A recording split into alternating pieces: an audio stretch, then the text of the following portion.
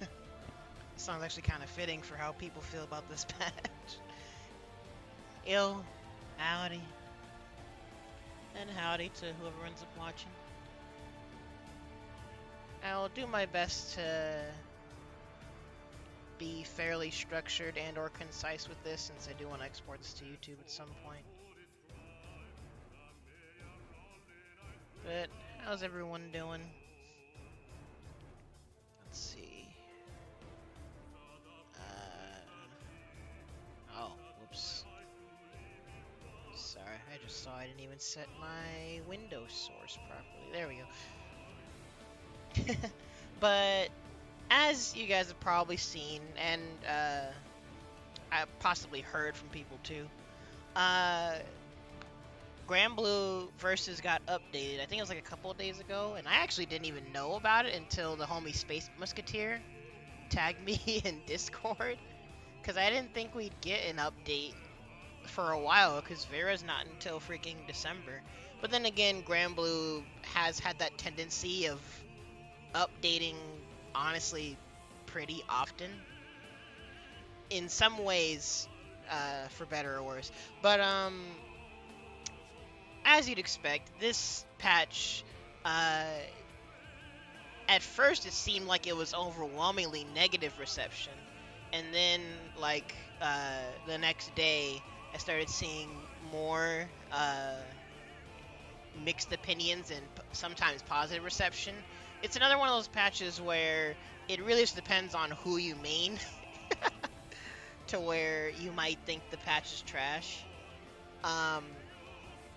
Honestly, the main thing that happened, in fact, let me bring it up real quick.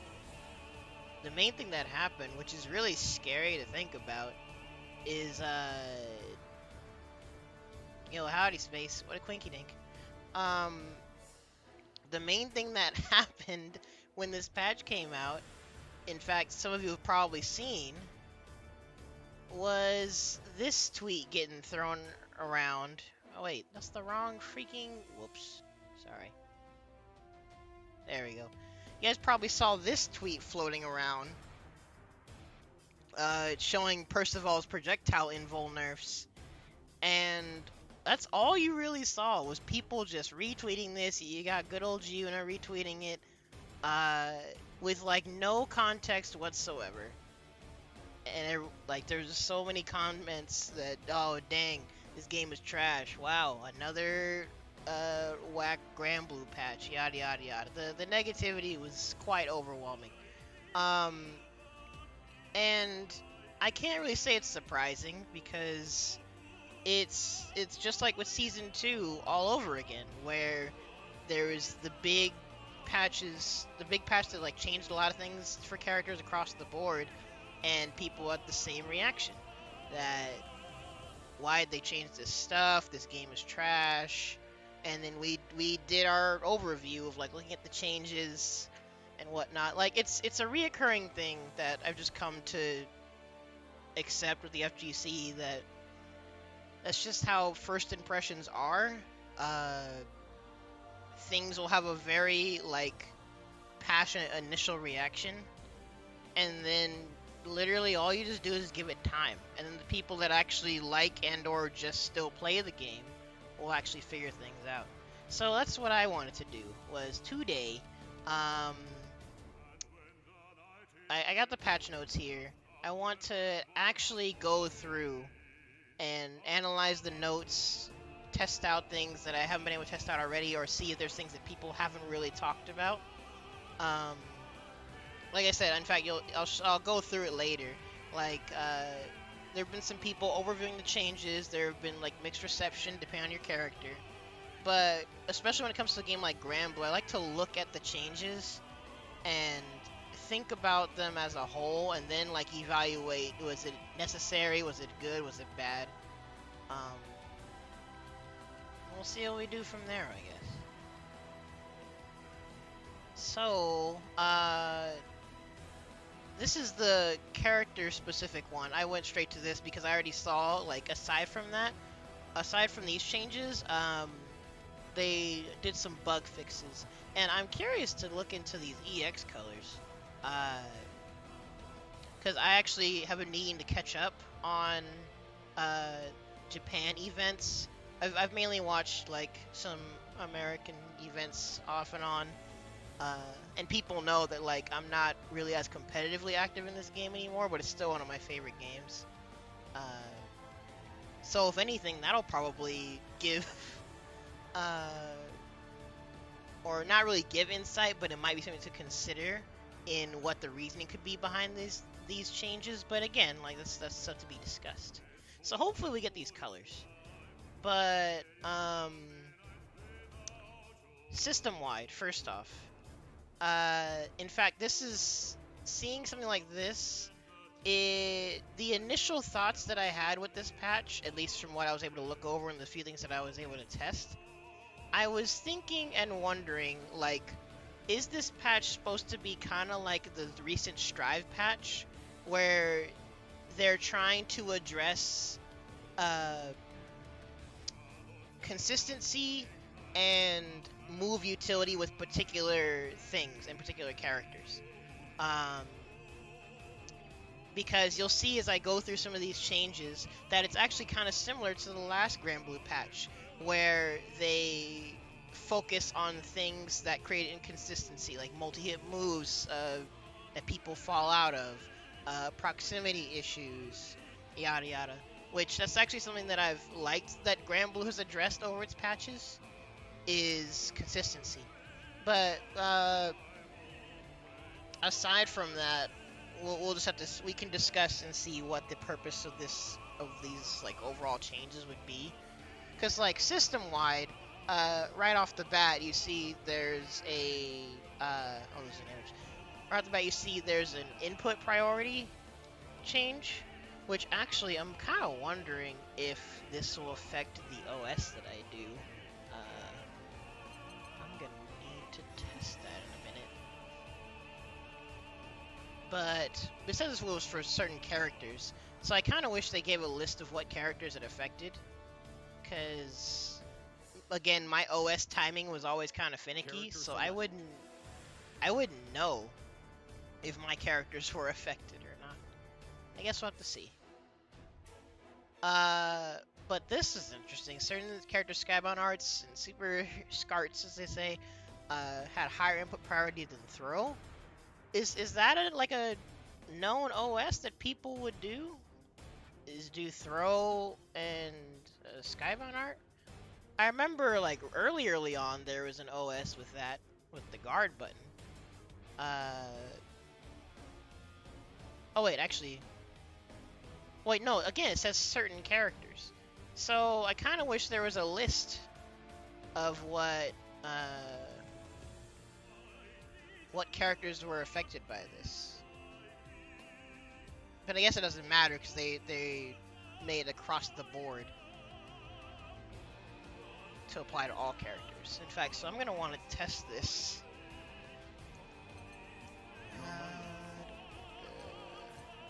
Sorry, I'll switch to the game in a second.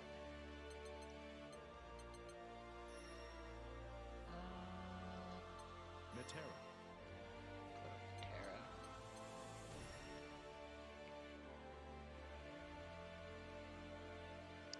So before we get to the first character, I am curious about this. Oh, whoops! I didn't pick a stage. Sorry. Celestial View.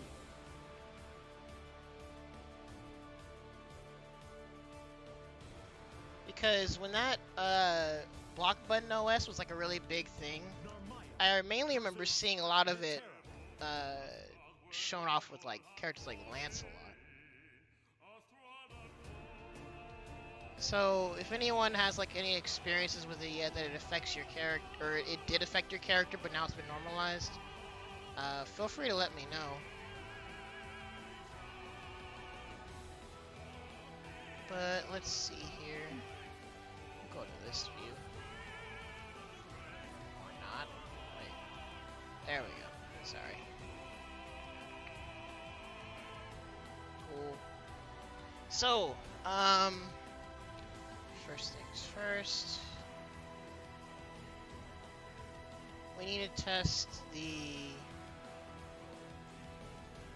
and it's after an action. Then I usually throw tech with light and medium. Well, I do throw with LU, but I usually OS or throw tech with light medium. It's weird. I don't set macros for those, especially since now that I'm playing on Hitbox. Oh, adorable. So we'll have to test some stuff out and see. But first, I wanted to. We'll just go to Bumblebee's thing. There we go. Okay, so after an action. Then again, if it says it fixed it, that means it wouldn't happen at all, right? So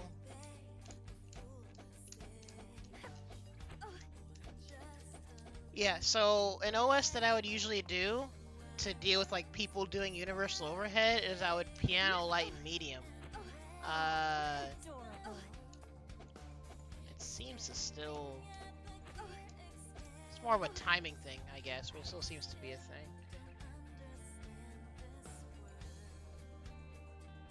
But again, my OS timing was sometimes inconsistent, so I don't know. But it doesn't seem to be affected in that regard.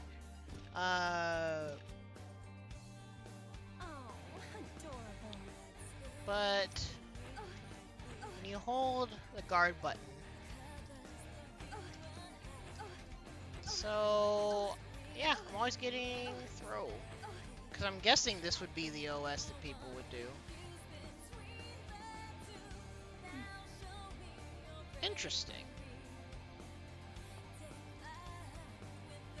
In fact, well, now I can't even get it in general. So, whatever OS that was, that got addressed. So coolio, I guess. Again, if you had characters that were like prominently affected by that, let me know. But playing Narmaya, that's not even something that I normally did anyway. But first, we'll go. In fact, I'm glad Space Musketeer is here. We'll go to freaking Charlotta. So basically, in fact, I'll go ahead and go to the demonstration video. Shoutouts to Corner Curator. They did videos summing up these changes.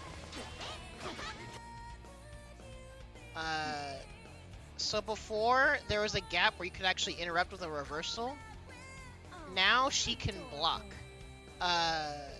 Because the Rekka stops, or not the Rekka, the swipes stop at a certain point if it's blocked.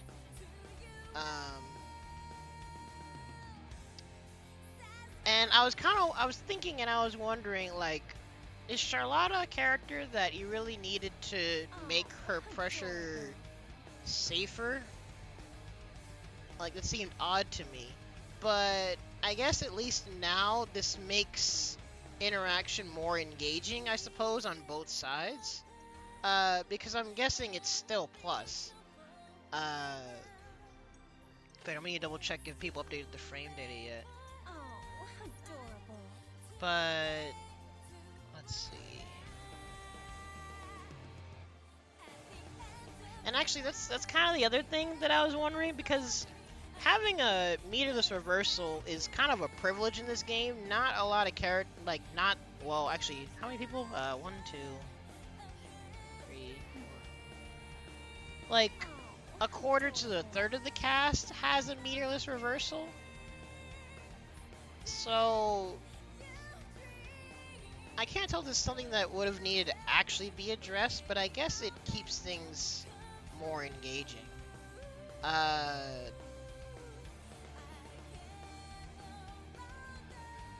I'd have to see how minus it is now. In fact, I'm actually curious if the frame rate has been updated. Sorry, I checked some things earlier, but I wasn't able to like fully lab everything.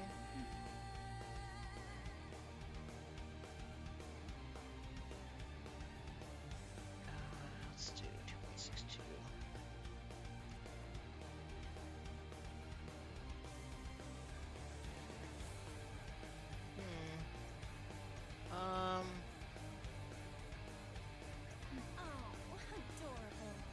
I'll have to see if frame data's been updated for it or not.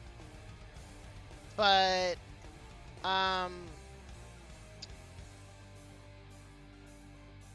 again, this is the kind of thing that I guess comes down to who you play. If you're a Charlotta main, you're probably happy. And whether or not this change is a necessary one or practical, I think it depends on the interaction that will come from it. In fact, I kind of want to experiment with it now. You know what? I'll change the characters here. I kind of want to just go through and overview the notes, but at the same time, like, it'll be fine if we, like, try stuff out in the lab in real time, right? Charlotta. In the meantime, you guys have maybe seen some Twitter clips. Now if she parries, but you're not in proximity, like, it staggers you. So I think at some ranges she can straight up, like, still punish. And if she doesn't get a punish, she's still, like, pretty plus. Excuse me. So, let's see. We'll go to this. How should I do this? First things first, let's do...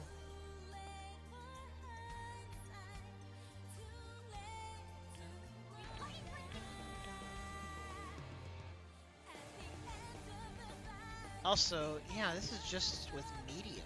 So, here, first things first, let's test that. Wait, frick, wait.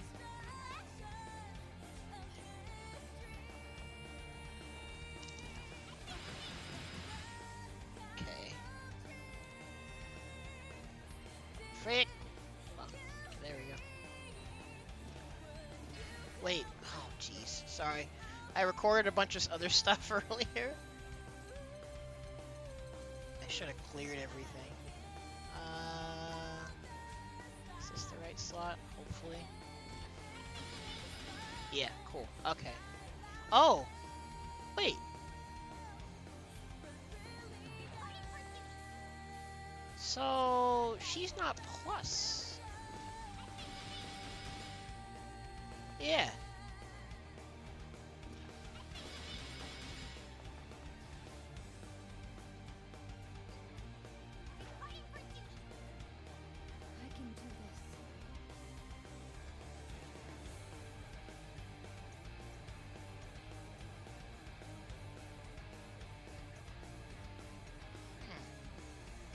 So the fact that she's not even plus after this, it kind of makes me wonder if the patch isn't really... Wait, hold on. I can do this.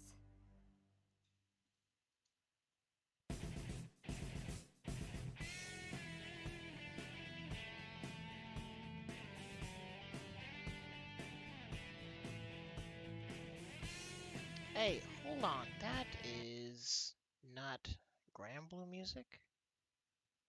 Reporting for duty. I'm gonna go to Zooey's theme. Makers wings.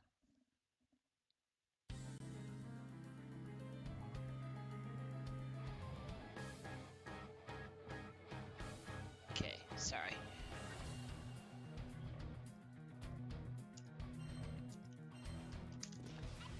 Wait, nope. Hold on.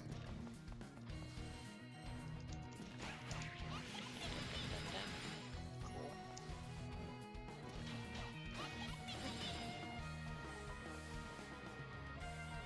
Huh. I can do this.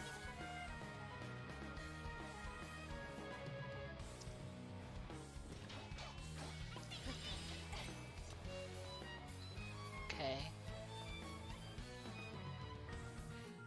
Now it kind of makes me wonder if Charlotta's are gonna freaking...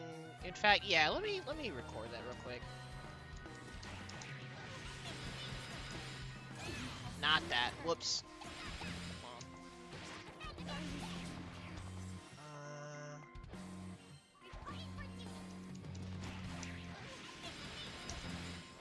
Darn, I messed it up.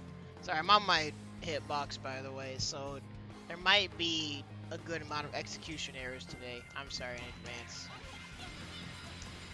Frick. I'm trying. I can do this. Okay, so I'm curious if Charlotta's gonna start doing stuff like that, and then you have a bit of layers to it now. Maybe. Let's see. Yeah, so she's safe from DPs. Oh, I didn't even dodge. Whoops.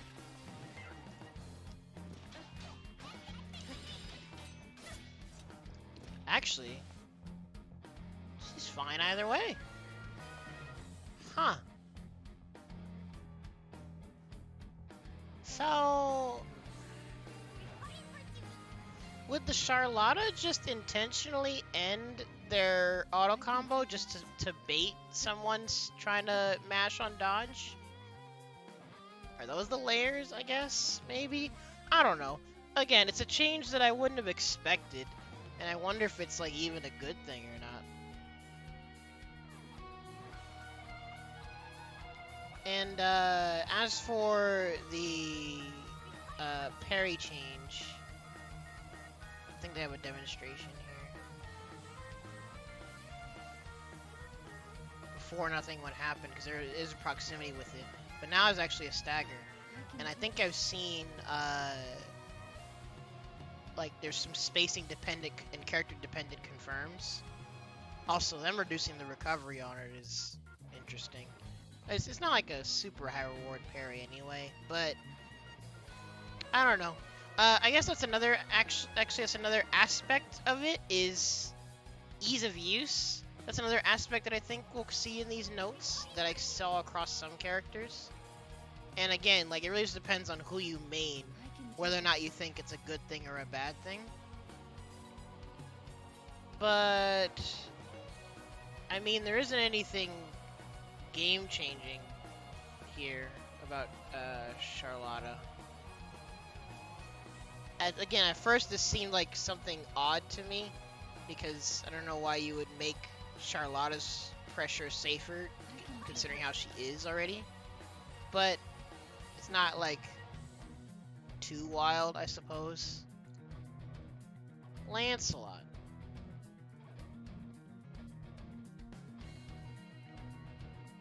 Oh, what about the... Well, because the reduced recovery, it just makes it... Like, in general, Charlotta's changes, they're just making her safer to use. Which, maybe I'm, like, not... Maybe I've missed something with the scene. Like, how did Charlotta players feel they were too committal with some of their stuff? I don't know. But another thing to consider, I guess, when it comes to some balance changes... when it comes to like moves, what I was saying about like purpose and function, sometimes moves will get adjusted because they want people to have a more oh, you said I like it, okay. Sometimes they'll adjust moves or certain characters because they want more certain things to be seen and utilized more. Which, actually, now that I think about it, this change to her parry actually softens one of her weaknesses. Because one of Charlotta's main weaknesses was that she's like a character with stubby range, and she mainly relies on like using her moves to get in and run pressure. And then once she runs pressure, she's as squirrely as she needs to be. But now with this parry, when people like with longer range are trying to play footsies, she can actually like call you out on it. Kind of like in Sam's show, the characters that have like super good medium pokes, you call them out with deflect. Now she can use her parry, and even if she doesn't get a confirm, she could be buffering a charge and get in. And possibly, yeah, like, so... I'm trying to keep my bias out of it, because Charlotta is an annoying character to fight. But, I guess, personally, I could see this as a good thing, where they're making sure this move has improved utility.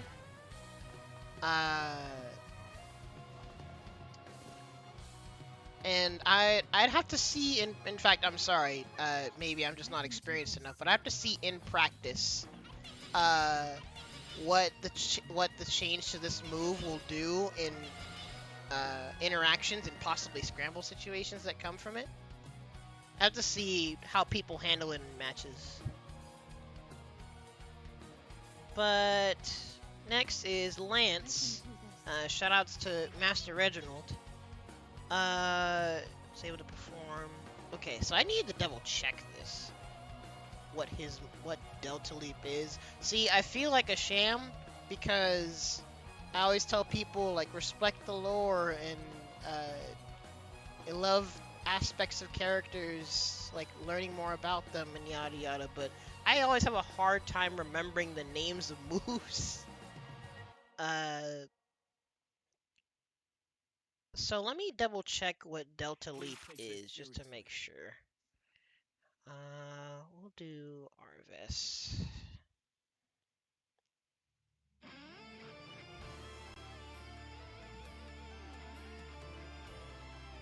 Sorry, give me a second.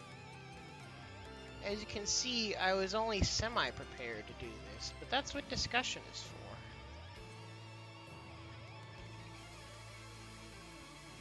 Oh wait, Delta Leap is the wall jump.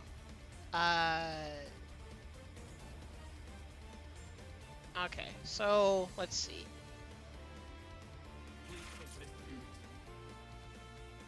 You adjusted the hurt box in order to make it harder to avoid foes' attacks. I mean, to be fair, Lance is one of those characters where, like, it felt like when you cornered him, you don't really have him cornered.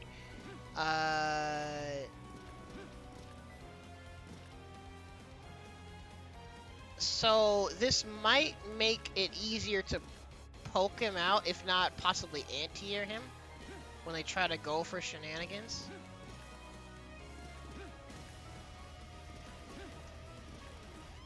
If it has an expanded lower hurt box, it depends on which jumps they go for, because Lances can just try and jump and get away. But usually a lot of Lances, at least the ones that I play against, they're using this for pressure, really. But that was his only change. But as we'll get into later, I think a universal change actually inherently buffed him. Also, I just realized, I'm sorry, y'all weren't even seeing what I was doing. Delta Leap is the jump. It's this thing. Lower hurt box, possibly easier to anti-air or poke. Percy, the man of the freaking hour. In fact, let me see if I can get to...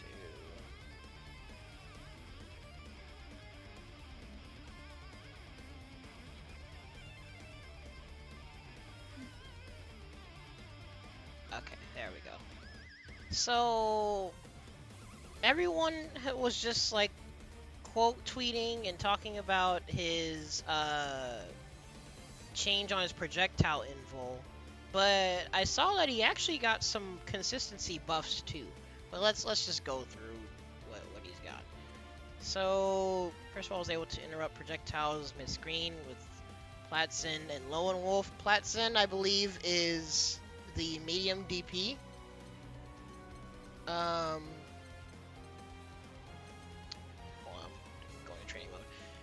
And Lowain Wolf is the SBA, the normal super.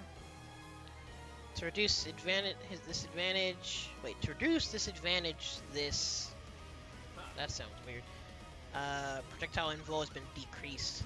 It's interesting that the invulnerabilities are handled separately then. On top of that, when Platson would hit the tip of foes' pokes, second it would lift whiff and leave him open to a punish.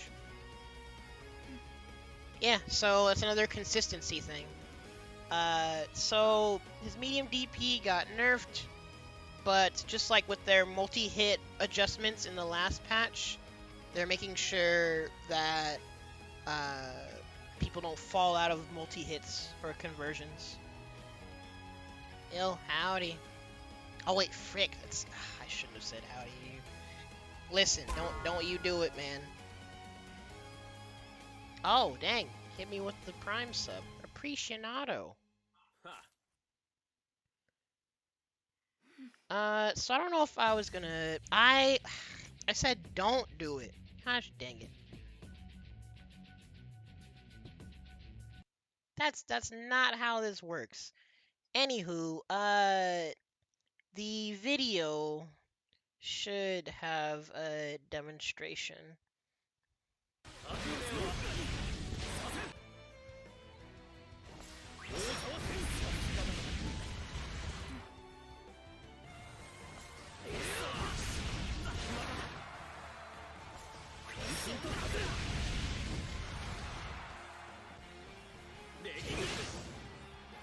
Yeah, so this is the stuff people were freaking out about.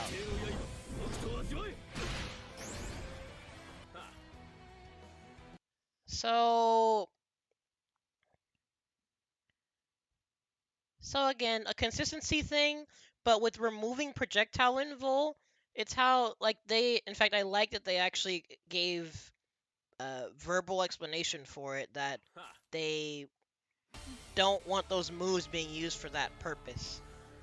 Which, is that a necessary change? Probably not. But is it a detrimental change? I don't know if Percy mains are gonna attack me if I say possibly not to. Because the thing about Percy is he already has like a strong mid-range poke game. In fact, it's part of what makes him kind of a bully at mid-range. And so not being able to use those particular things for calling out projectiles at this range, you have good pokes anyway. So I would just hope that people don't think that he's like gutted by this change. It's not like he doesn't have options. But if you're upset by the change, it's understandable. It is odd to take away those things or those options for beating projectiles, and actually for your super. It was like kind of like Ladiva, where it's a super far option to call people out. But the other reason why I was wondering if it's like that detrimental of a change is because, again, like I was gonna say with Lance, he's actually inherently buffed by the universal fireball change. Like, basically, in fact, I don't know if we come across a character yet. We're gonna come across a character later in a while, but basically with the changes to beams, multi-hit projectiles in this new version of the game are gonna be very, very good. So, again, it sucks, but I guess if you're still gonna play Percy, basically you just have to just be mindful that you can't use those particular things. Wait, is what a sub goal? Oh, yeah, if people want the bad words reward to stick around, I made that the sub goal.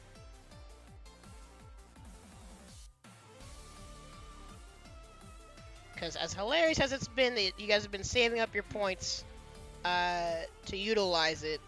I don't know if I can keep it around as like so heavy of an incentive. It's so weird. But I mean, people were entertained by it, I guess. I don't know. But basically, long story short, if you're a Percy main, you have every right to be upset. just like, actually, see, this is gonna sound like some irony coming from a Narmaya player, but it makes sense, because playing Narmaya, I've also had to deal with things being nerfed or changed, and if you're gonna play the character, you adjust to it, and you be mindful of what to use in what situations. That's all it really comes down to. But Percy being how he is, especially a character that like has these super buffed fireballs, like Percy's really don't need to be scared of zoning at this range. I mean, actually, aside from like the anti-zoning mechanics in this game already, Percy has his own good tools for calling out projectiles in this range. Like, his pokes are good. Well, that's actually pretty unsafe. But he has these good pokes. He has a pretty solid fireball game already.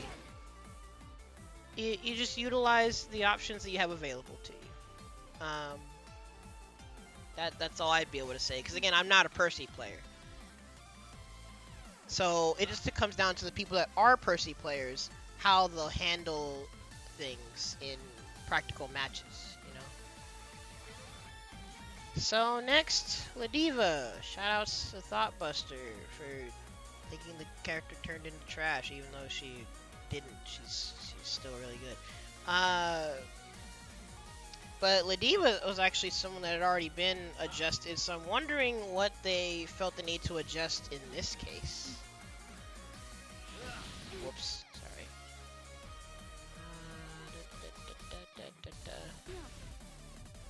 So Ladiva's primary offensive strategy of using Jewel Resort, I'm guessing it's the command grab. Close range combat was very powerful. Yeah, it's her main game plan. Increase the distance after blocking an auto combo, making it more difficult to go into after a block string.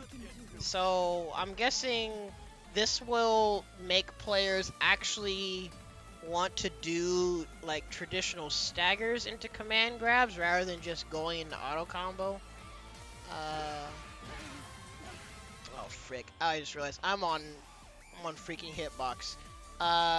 This is gonna be hard. Jeez. Sorry. I'm just gonna use the skill button because no way I'm doing freaking full circles on hitbox. Unless you can, is it that easy to buffer? Let me see.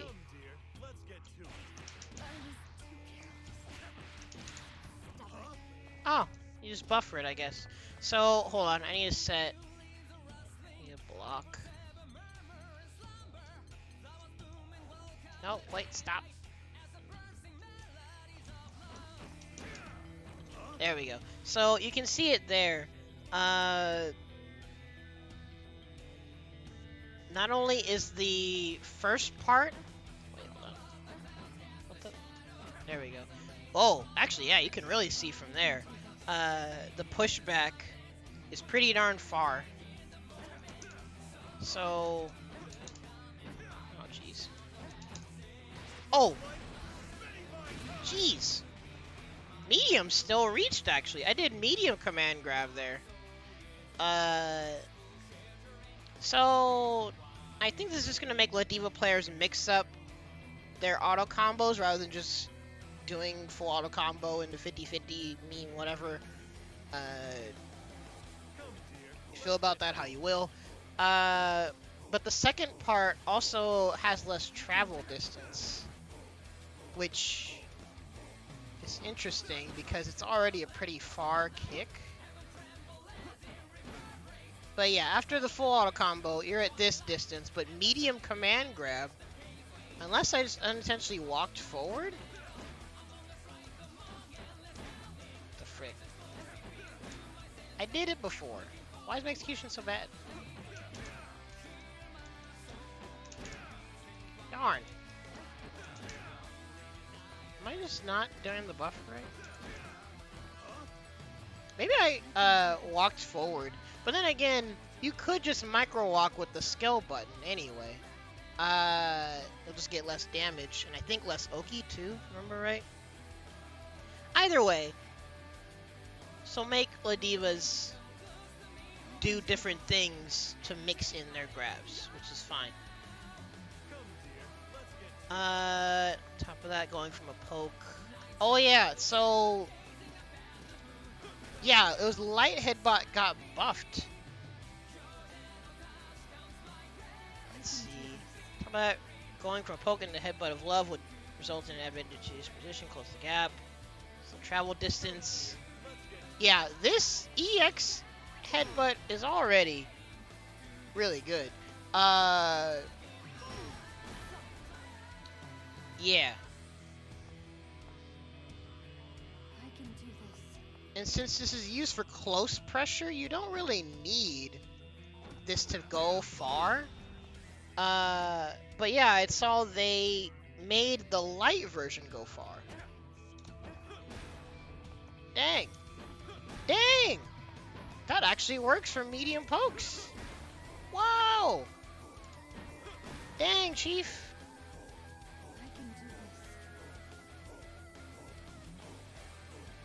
Nice! On hit, increases the chances.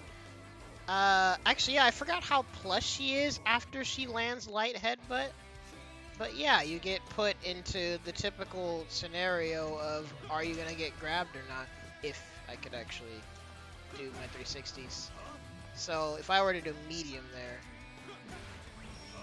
Oh, actually, are they so plus? They didn't even get the...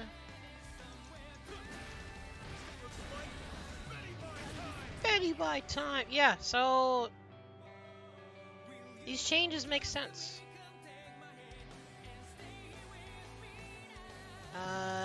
Lastly, love grapple is this, right? I'm gonna assume that's it, but let's double check.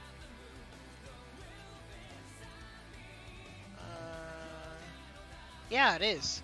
So again, correct me if I'm wrong. Maybe I'm like too out of touch with like Japan tourneys, but this is a move that you don't really see get used that much.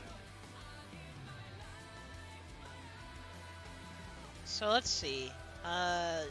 Travel distance has been increased, and the activation will now vary depending on the foe's distance. Startup range is close to slow, but mid-range is a powerful tool. So let's see. Hey, that's actually pretty far. Dang, son. So, mid-range, it's got startup, it's command grab, it is what it is. That's actually kind of fast, up close. Huh.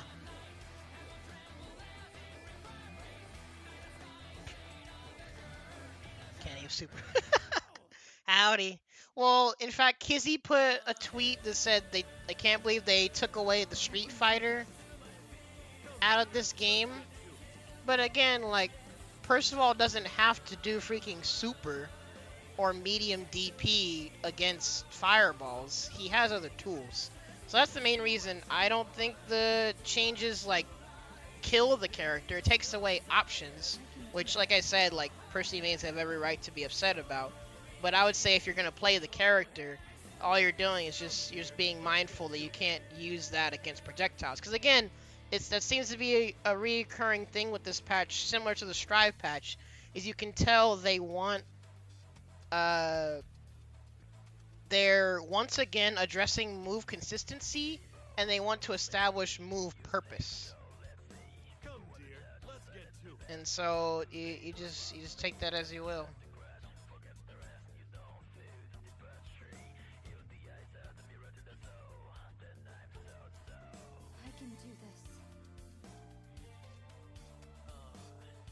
Sorry, MCM distracted me with woo art.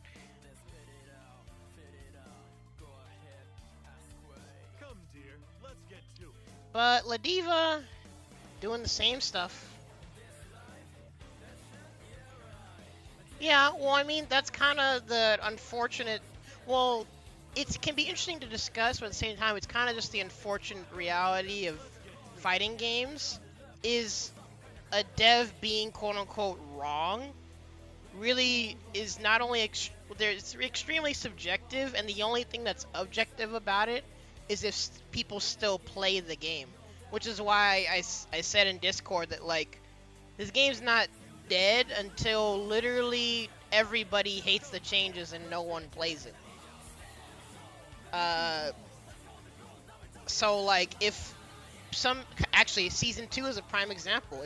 If it killed the game for people, but people still like and play the game enough for Granblue to stay, like, a relevant game, then, like, were the changes actually that bad from an objective standpoint? I don't know. And it's the thing of, like, only time can really tell. Relevant as in people still have a reason to, like, play this game offline. Because obviously online, this game has, like, no relevance. Well, actually, I can't even say that because apparently Japan still runs net play events for this game for some reason. But if a game is still being played in current day to some extent, and people still have a reason to play the game, I'd consider it relevant. Like, for example, what game, like, replaces Granblue? Like, truly replaces this game?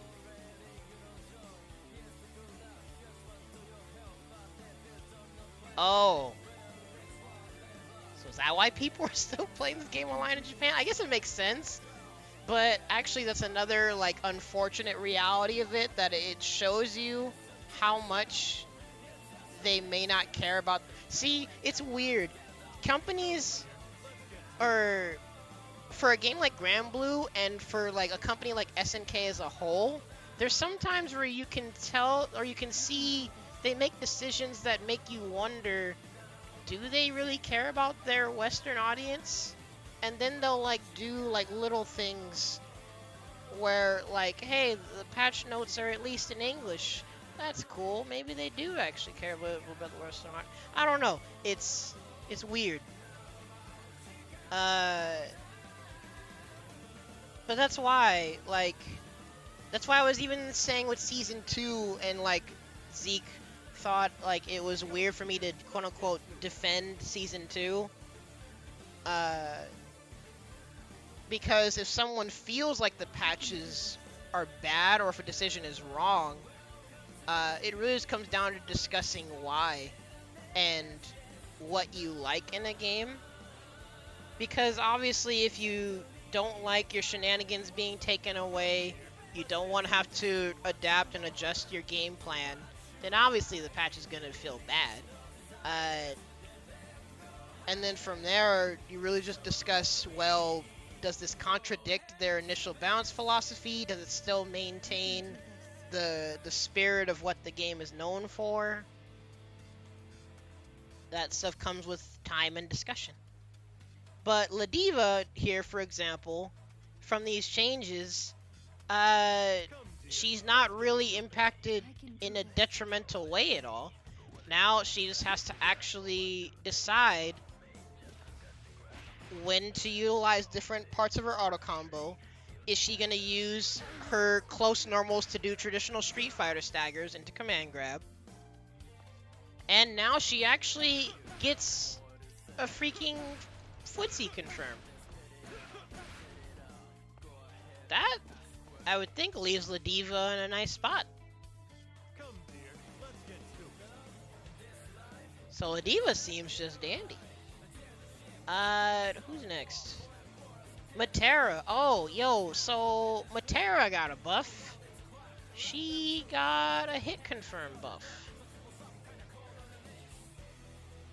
In fact, let me just go to the demonstration video while I'm at it. Maybe that. Where's it at? Metera. Oh, here in the next video. There we go. So, Metera. I guess we're done with this video.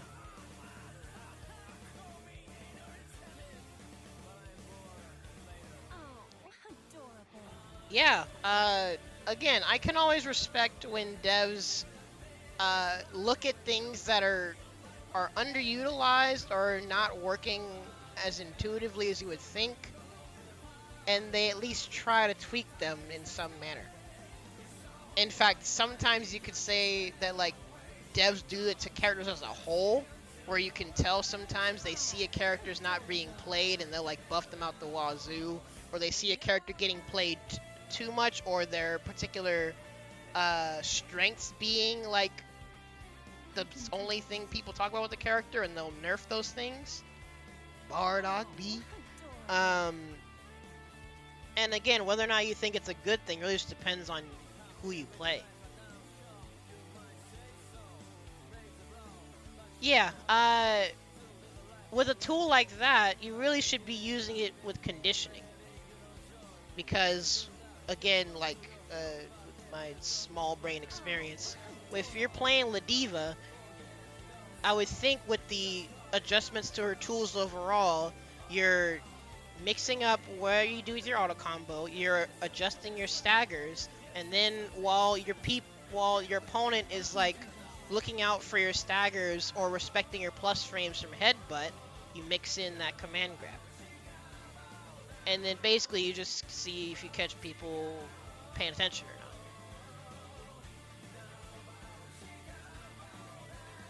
I mean, you say this, but then one day you'll be in tourney and it's gonna happen.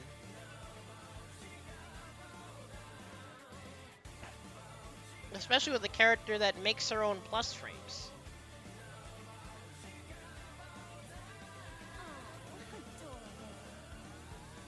I don't know. Well, again, like, I'm the wrong person to prove that because I'm not a Ladiva player. But you guys know how I think about tool utilization and conditioning.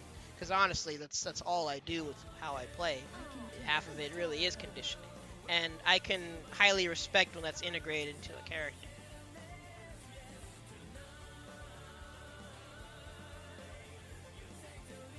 I mean, yeah. Doesn't mean no one's ever getting hit by it, though. The question is, if they're gonna do what they did in Dragon Ball before Vera comes out, and they just keep slowly but surely taking off startup frames until, like, people are happy with it being in line with other command grabs. Well, that's Dragon Ball specifically, because there were characters with what was it, like 30 frame command grabs, and people were saying, like, make this 24, make this 22, make this 27, blah blah blah blah blah. And basically how they would do it is you buff. In fact, that's part of how you're supposed to incentivize conditioning, is you're supposed to buff a character's general tool set that the opponent has to respect, and then in turn you can buff the other thing that's the quote-unquote bad thing, and then you have this big mental stack to work with. So I'd really have to see in practice whether or not a 37 frame command grab will be utilized by Ladiva players. But either way, like I said, maybe they'll just do it like Dragon Ball, and they'll just keep shaving off startup frames off of it with each patch until Vera comes out. Who knows? But Metera, this is good, because Ladiva's unique grab? I don't remember. I'd have to look at the previous patch notes, because I feel like the main changes to it were with the follow-up choices.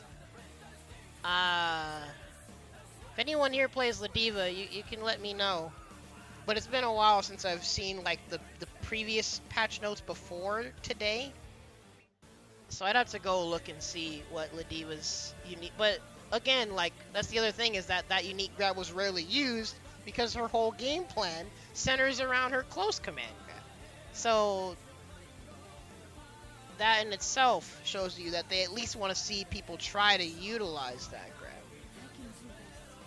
And again, I'm hoping people are going to update the frame data in the near future. When it comes to Grand Blue, I can never tell, or I never am 100% sure which frame data I can look at. Because there's like a Google Doc people update, and I think sometimes the dust loop gets updated, but I'm never sure. It's kind of like with Sam's show. Kind of just wait on PDFs for people to put up. I don't know. So we'll just have to wait and see. Yeah. There you go. Sorry, by the way. Tangents. Metera. Made adjustments to Metera's more combo routes and crouching foes. Due to these changes, Metera can now go for crouching far. Starry Sky is the DP, isn't it? Let's double check.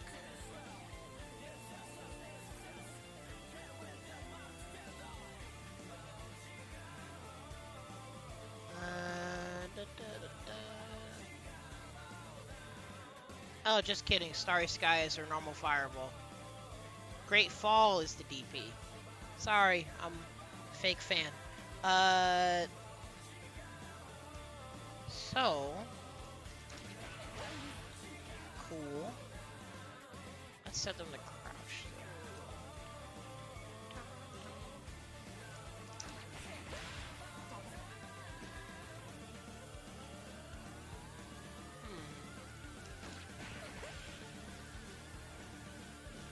So I'm trying to, there we go. I'm trying to make sure I get the spacing so I get far light every time. Actually, I forgot she can link that too. Oh, that's a combo! Cool. We got links for Street Fighter players. Nice! I wonder if that works with EX in the corner.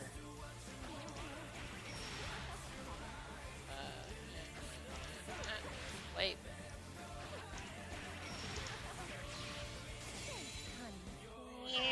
That doesn't work because they're too far. I can sweep after that though, I think. Or not. I forgot. I haven't played Metera in a while. No.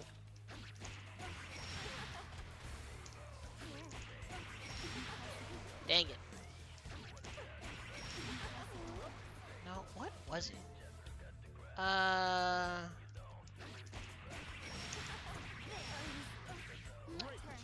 That works. Metera players can feel free to lab that out. But the point is, another example of consistency. This is the previous patch all over again.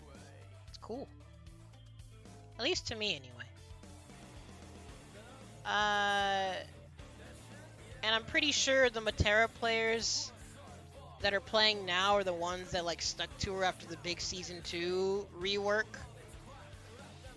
So I'm pretty sure whoever's playing her now is probably fairly content with where she's at. Especially with the beam change, which again, we're getting there. Oh, actually, speaking of beam change, something makes me wonder about Caterpillar. But we're on Lowain now.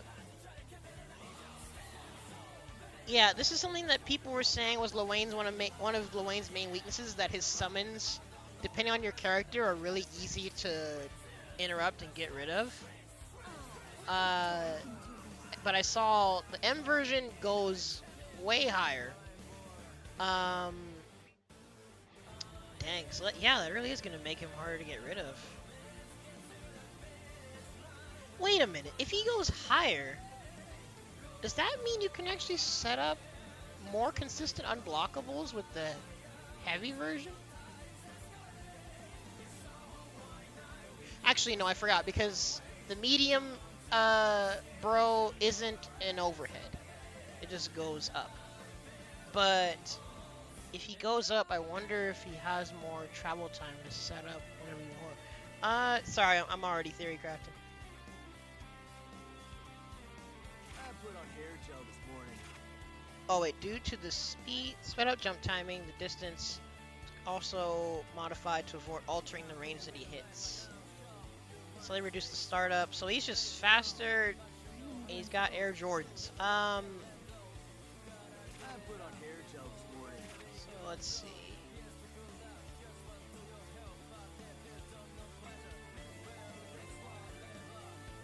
Oh wait, when he falls, certain low-profile moves will go through him.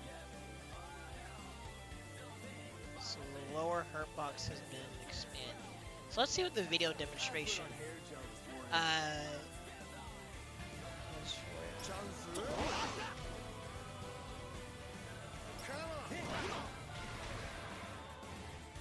Oh, dang! Wait a minute. So he's straight up low profiles.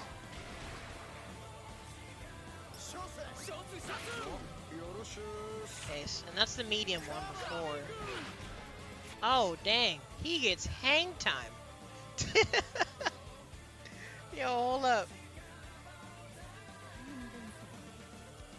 No, not that. Yo! My dude is like Mike out here. He almost goes full screen. Yo, he goes high up. I put on hair gel this morning. Also, I don't know why I'm not getting the other Grand Blue Versus songs to follow up on each other. There we go. I'm invincible.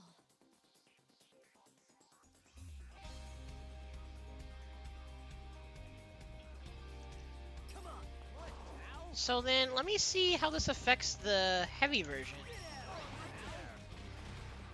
Yeah, so it's just straight up faster.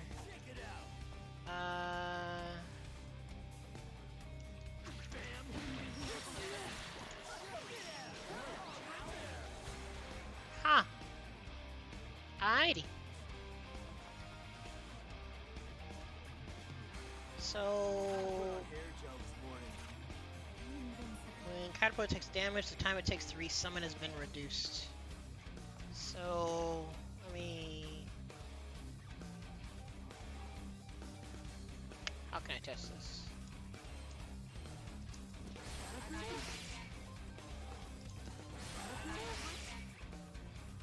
Oh. I put on hair gel this morning.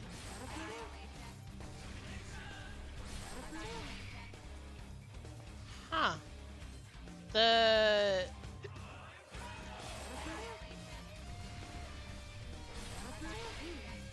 Hold on, let me double check the recovery, the cooldown icon thingies, just to make sure. Reset again. There we go. I put on hair. Oh, did you know?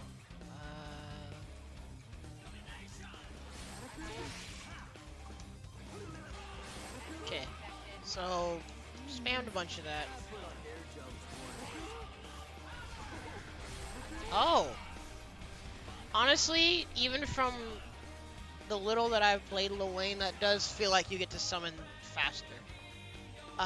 Which is already funny in itself, because being able to play Lowain so lame was always so fun. So, it's a good buff. Dang, Lowain is getting buffed. And this is the nutty change. I feel like this super. Oh my god. Yo, it's so fast. Yo, hold on a second. Bro, he's moving. Yo, that's so fast. Oh man, that's funny. Again, I feel like Human Pyramid was usually the super that you're using, like, if you have the opponent cornered and you can apply some pressure. And you really didn't want to use it in, like, a low health situation because you could, like, get killed. But I guess this just makes it even scarier. He's just in your face. It's freaking hilarious. Oh my god, this Mugen character. Yo, howdy, Matt. So, no, people were freaking out just from retweets. It's literally just a Percy change. Like I said, with Percival, they reduced the projectile invo on his medium DP and that particular super. Which again, isn't like, I mean, you can take this with a grain of salt because I'm not a Percy player, but like conceptually considering his tools, it doesn't like gut the character, because he still has good mid-range tools and like a really strong fireball game anyway. So basically, again, I'll leave the disclaimer, Percival mains have the right to be upset, but basically if you're going to play the character, you can't utilize those tools in particular to punish fireballs. Which again, like, there's plenty of anti-zoning tools in this game anyway. But, part of me was wondering... yeah, that's what Kizzy said. That, like, dang, I can't believe they took out the Street Fighter stuff of this game. But I was gonna maybe get to it, because I don't know if it applies to Lowain or not. But the change to beams inherently buffs multi-hit projectiles. But again, I don't know if it applies to Cat Beam or not. So we're gonna have to see if it applies to other characters when we get to them. Cause it's weird, like, with the previous changes to fireballs, I think it was like with block stun and stuff, it felt like they were nerfing zoning even more. But now it feels like they buffed zoning again. Like, but also I don't know. It's confusing. Like, in fact, I'm glad we got to Ferry, because Ferry's another example.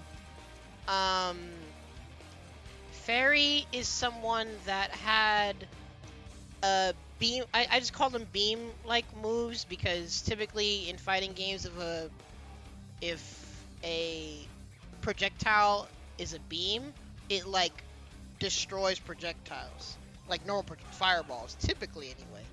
But Ferry was a character that had the whip that would just destroy projectiles. It inherently beats zoning. But as you'll see from this list, there's been changes to projectile shenanigans. But first, Ferry, actually, wait, sorry. Oh, where should I put the chat right now? Well, I mean, Matt, you've been disinterested in this game ever since Cat got changed, which again, I was on you about that for different reasons, but people can dislike what they dislike. Which is funny, because now Cat is inherently buffed by the fireball changes. But first things first, Ferry, we made it easier to use crouching heavy and overhead. So Ferry's overhead, actually, her universal overhead, she like has a bit of backward momentum. I think the demonstration video will show it. So I'm wondering what they mean by making it easier to use. Crouching Heavy's active frames were short, and when it was used to counter foes' jumps, it would usually whiff on a high jump. In order to address this, we increased the active frames. Ferry getting buffed after all this time. Which goes back to what I was saying about sometimes buffs and nerfs can depend on what devs people see as being underutilized or overutilized. Ferry was a character that honestly got played a lot less once she got nerfed. She was still good, but she wasn't like super easy top tier. She's like Gongsung in Sam's show. The moment Gongsung even got even the slightest bit nerfed, suddenly all the Gongsung players disappeared. It felt that way with Ferry to some extent. That once Ferry got nerfed, people moved on, or some people moved on to another character. But I don't know. Again, people can correct me if I'm wrong on But let's see. Her overhead attack had trouble reaching foes. Well, yeah, because it moves back. So did they reduce the distance that it goes back? The range has been extended, making it a viable option. That's a close range attack. So let's see the demonstration, I guess. Hold on. There we go.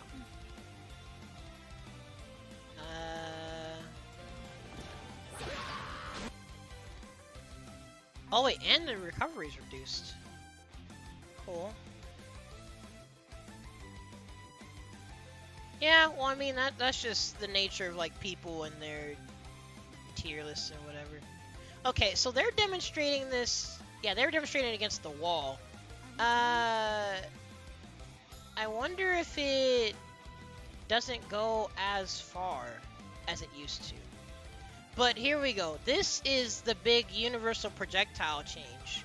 Before this, I considered this a beam, where it just, like, went through projectiles.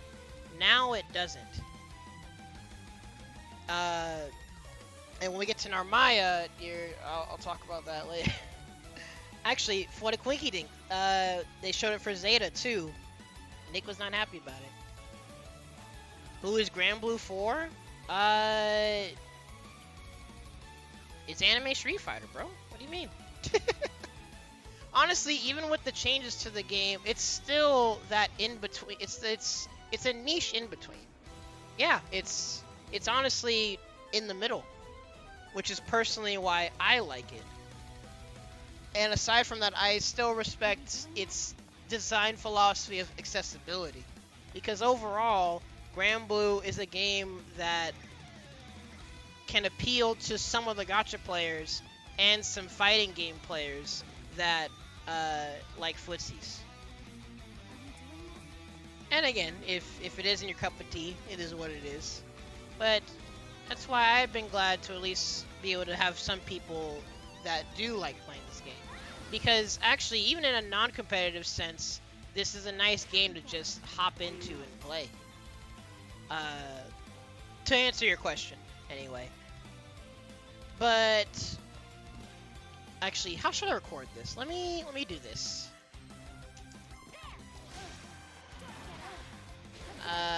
So... Oh, frick. That I know?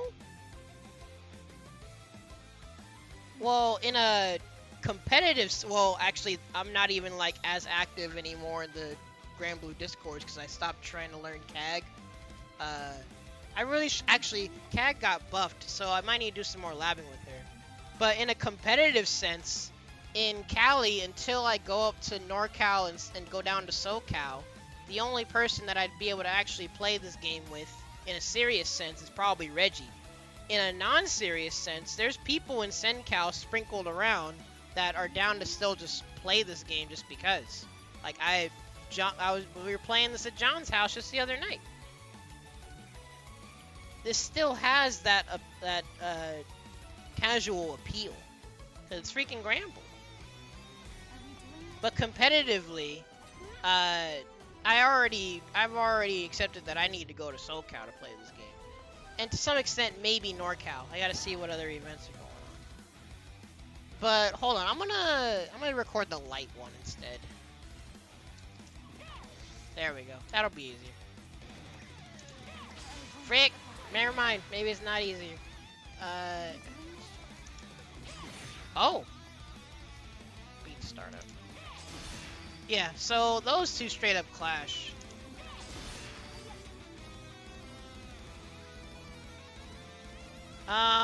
It probably, well, if I were to do more demonstrations, it would need to be with other characters. But as you guys see in this demonstration video, this applies to characters like Zeta also. And it makes for some, like, unexpected scramble situations, depending on range and character. In fact, some of you might have saw the tweet from Reggie that he tagged me in. I'm getting ahead of myself because we haven't got to Narmaya yet. but this applies to fighting characters like Lance and Percival and Cat, to where a character like Narmaya was able to just cancel out their zoning. Now she can't do that. Now it's a more traditional fireball war, except the people with EX fireballs come out on top, which actually is Street Fighter-esque anyway.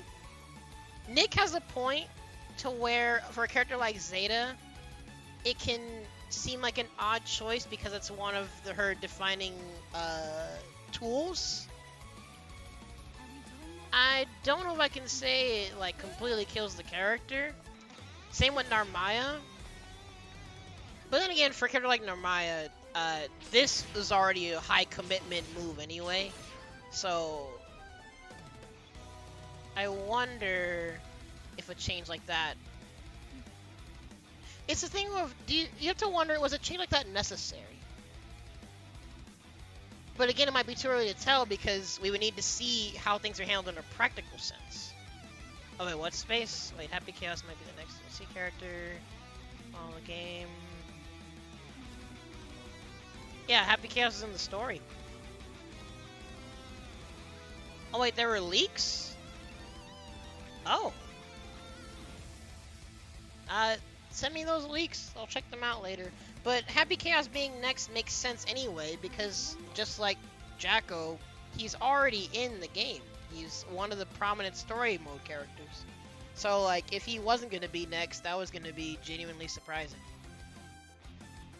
But sorry, we jumped around a little bit. I don't want to like get too ahead of myself talking about Narmaya, but this change to fireballs and beam-like property projectiles. In fact, I guess we're getting ahead of myself here.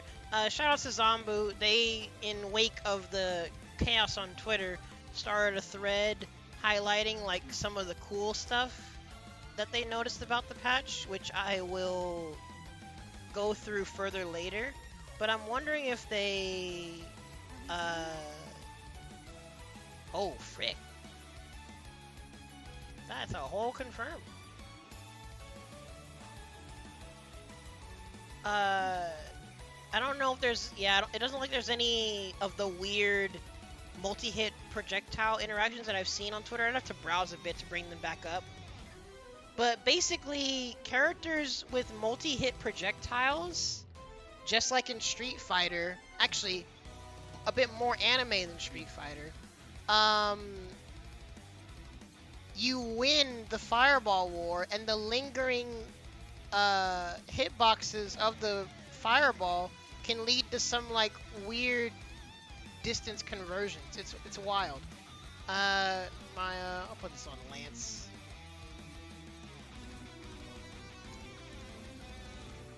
So I'll do my best to demonstrate the clip that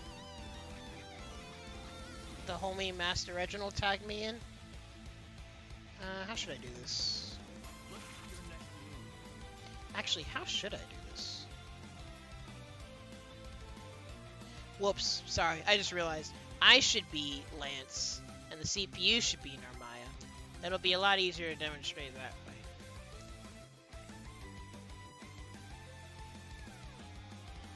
But anywho, aside from that, again, constant theme with some of these changes is consistency and ease of use. They're making sure that her crouching heavy anti-air and her overhead get used in a more intuitive manner. I'll get to Zeta in a second, but I just wanted to attempt to demonstrate this. So let's do that. Let me see if I can time this right. Okay. I'm not a Lance player, so it's gonna be hard for me. Sorry. Dang it. Wait. What was...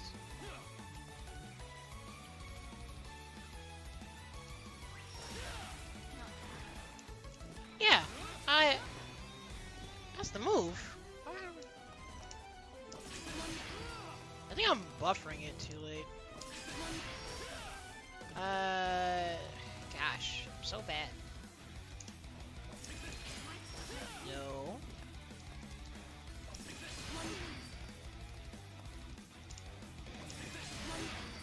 Yeah, I think I'm just messing up my buffer. I'm sorry. But yeah, either way, there's a demonstration with EX at least. Sorry. But basically, multi-hit projectiles, you're gonna be winning out fireball wars in a more traditional sense now. And characters like Narmaya, Zeta, Ferry, maybe Lowain, depending on how Catbot works, they're gonna have to be a bit more careful with how they choose to do their fireballs. Again, like a traditional fireball war. But then again, like, I play Narmaya, so like I was already used to like having to be really careful with this because it's for slash. It's mad unsafe if dodged or avoided in general. So I'm already used to that. But I think characters like Metera, Lance, Percival, Cat, Gran, Djeeta, you're gonna see a lot more EX fireball usage to shut down zoning, I imagine. So hopefully that makes sense. But Zeta, so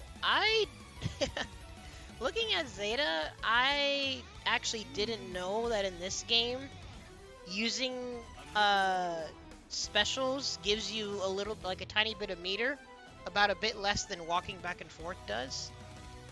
So I didn't even know her light armor stance didn't give her meter, but now it does. That's cool, I guess. Aside from that, with her beam, you just have to be more careful about when you do beam. It is what it is.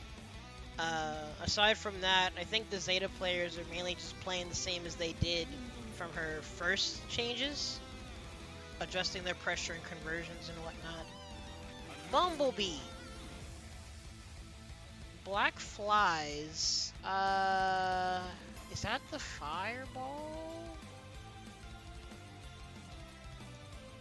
Sorry, give me a second. Arm. There he is.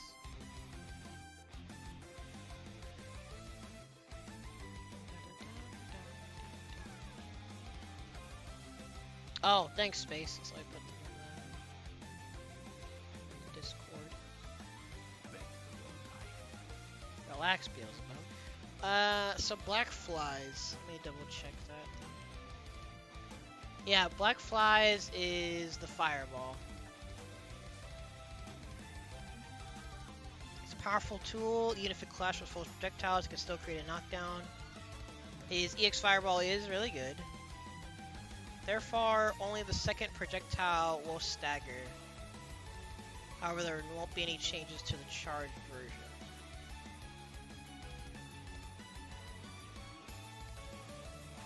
Wait, what? Yeah, I'm gonna need to see the demonstration video on that. What is that referring to?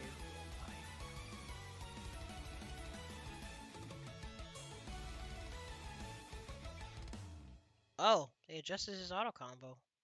Interesting. So, let's just go through this here. His auto combo is honestly solid. Now people will probably see people doing more staggers and stuff. Oh, so it only knocks down now if the first hit connects.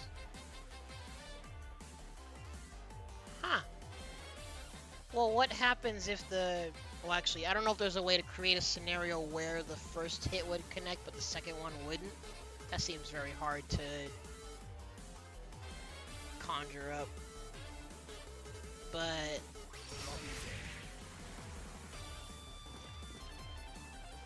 interesting. So, let me see. Dang. And it says that's only for the uncharged version. So I'm assuming the charged version will still get a knockdown regardless. Oh, jeez. I tried to react. Oh, I dodged both. Dang, I'm sick. Let me see if I can get it. Oh, yeah. That definitely knocked down. Jeez. Okay. We've also used conditions for Unisonic. Is that the dive kick? Or there'll be no changes to the startup. Let me double check if Unisonic is the dive kick.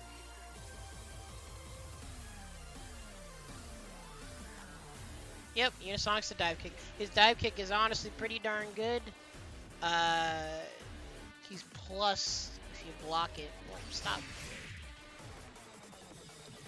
And if it says they reduced the high restrictions, that means you can TK it even lower. Like Spear is hard to punish after dodging or blocking. I'll get to that in a second. So, let's see. Wait, how do you... Is it forward or is it back? Oh, it's back. So... My TK is that bad on a hitbox?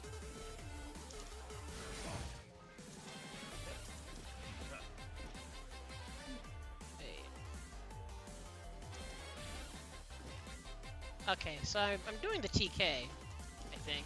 There we go. I think it's kind of like Cags, to where you can't do it like... Oh, just kidding. In fact, I'll just use the skill button.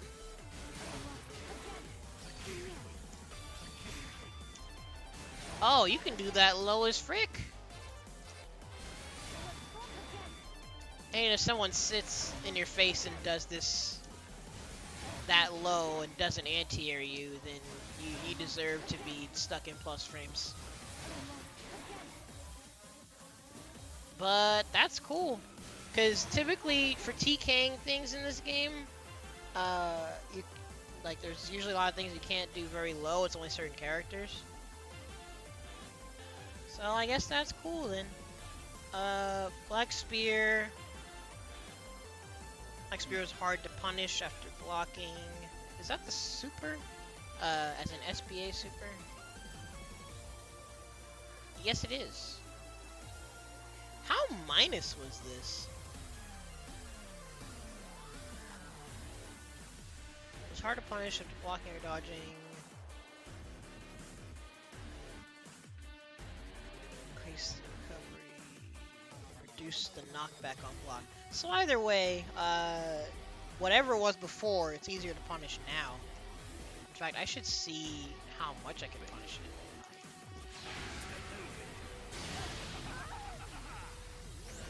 Wait, oh, I didn't record it.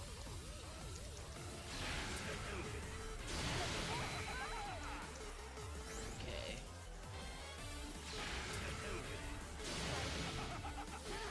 Okay, so that's punish. Let me see at max range.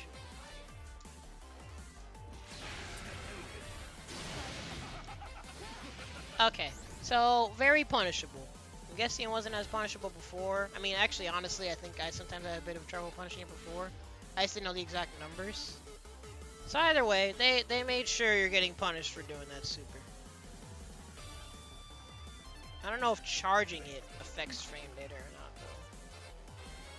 We'll just have to see that in practice. Narmaya. Okay, so... If you want the short and sweet of it, she got nerfed again. This time from a universal change.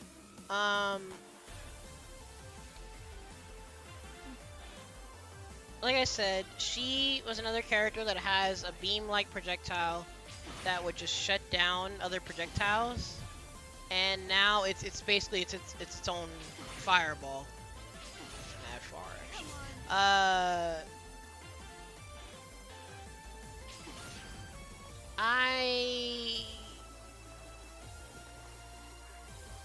Again, like, it's hard for me to wonder, because they gave explanation for some things, but they just say for each of the beams that it was powerful against projectile-based characters, so it has now been changed to class of projectiles.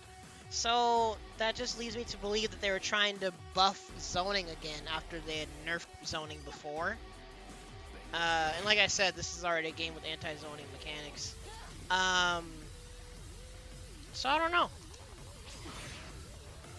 It's just another thing that it'll make her have to work harder to deal with. Or actually not really work harder. You just have to be careful about when you choose to be persistent in the Fireball War. Because, although I did see there are times and there's character-specific things where your Fireball can clash, and she still can be in, like, range to get a poke confirm. I saw, like, a Grand Clip example.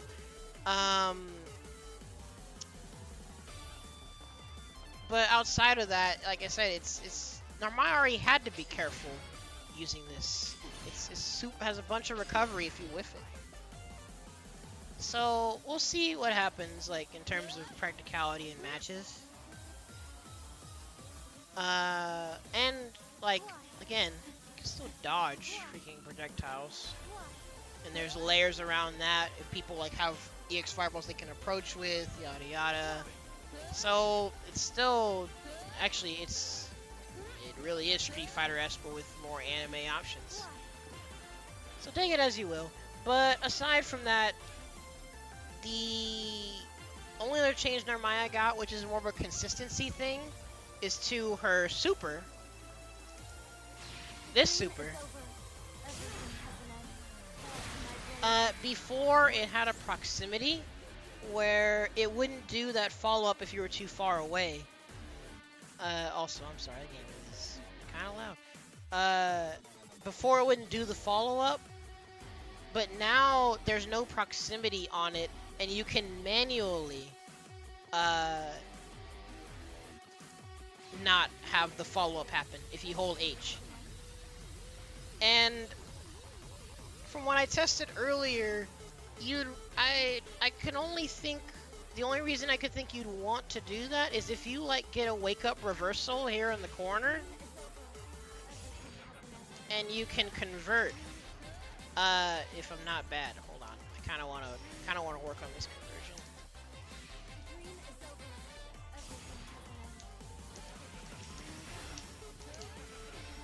Like that.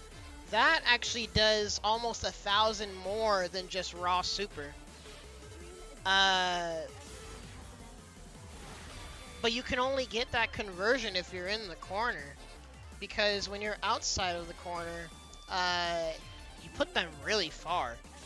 And I don't know if the Oki is that much better than just letting the super rock.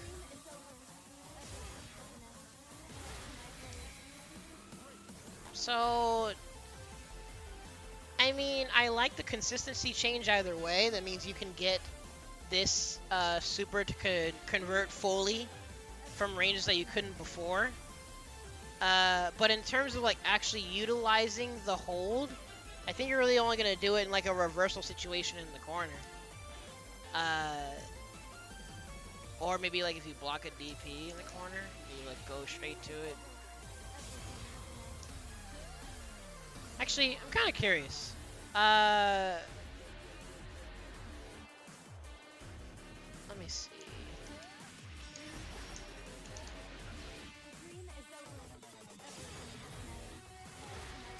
Jeez. Okay, so that's 5,100. Let's see what happens if you use the super early. Like if you block the DP, for example.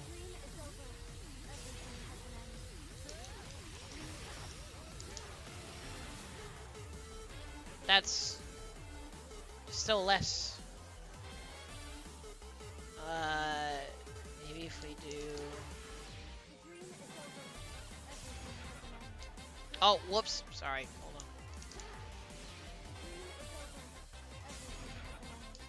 Gosh dang it. Sorry. Oh, hold on. I messed it up.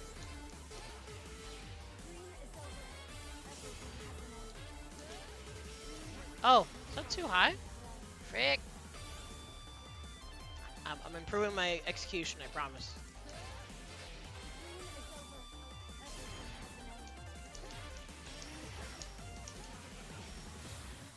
that's still less than doing a normal punish. So yeah, any Narmaya mains, you can correct me if I'm wrong, but it really seems like you're only going to use that H hold if you like do a wake up reversal in the corner and you want to tack on that extra damage to close out a round. But either way, the buff to this not having a proximity limit anymore and you have to enable it manually is good. So she got a nerf and a buff. I wonder if more people actually play her still. Narmaya is still a character that's well, I think she's played a decent amount, but I don't know if she's played as much at a higher level. She still feels like still feels like a less common character. Again, people can correct me if I'm wrong though. Soriz.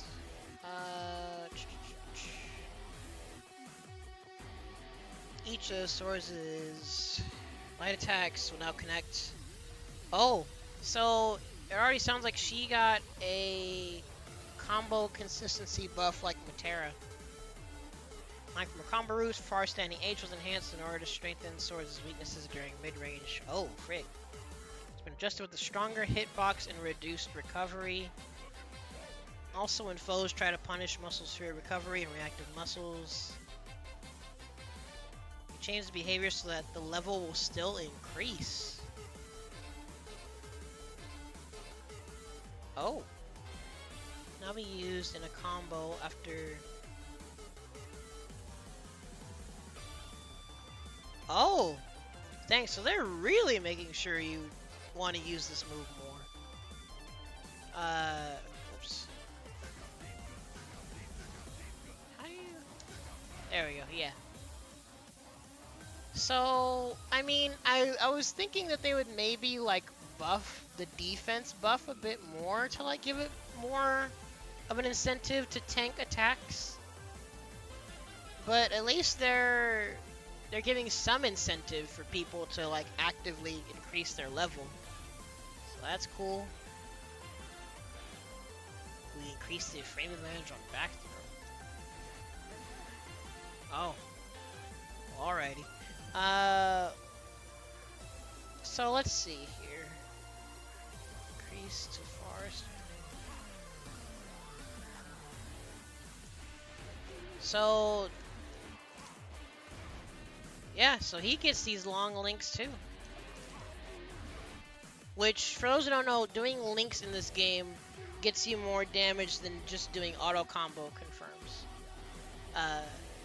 Very noticeable in situations where you need that extra damage. Interesting. Okay.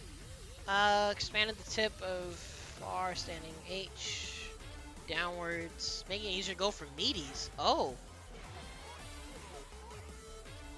Oh, frick. Reduce the recovery.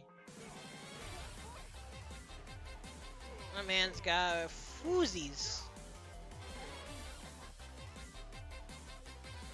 Okay.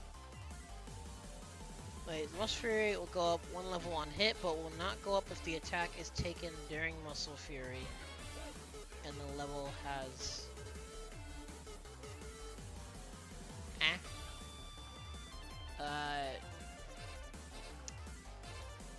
Let me see if there's a video demonstration for that, because I'm actually kind of confused.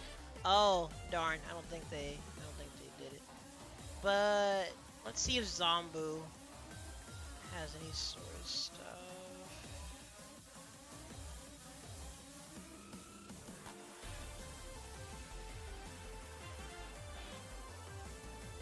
Yeah, so he just gets consistency with confirms. Like, that's been a consistent theme with the Grand Blue patches in general, which I've honestly usually liked anyway. So it's just good to see.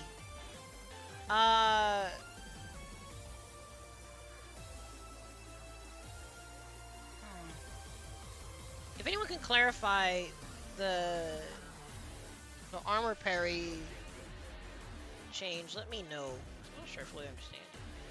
Djeeta.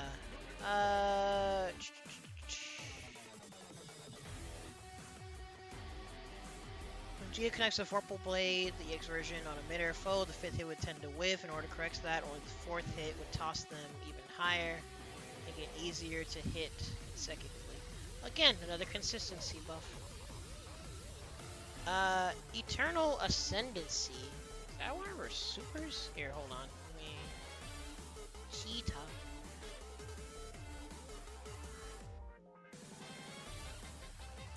So... the consistency to her Vorpal Blade would definitely help with her juggles. Nah, trick. Oops. Perfect. There we go. So... oh, this is the Rekka super. Frick. Yeah, I haven't done this in a while. Wait, so what was it? During the zoom transition, foes were able to move around? Really?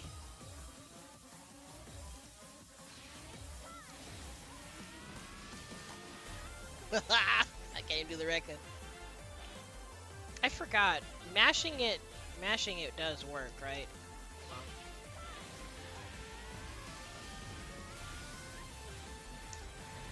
Sick. Mashing it works as long as you keep track of... oh wait, frick, y'all can't even see what I'm doing. Sorry.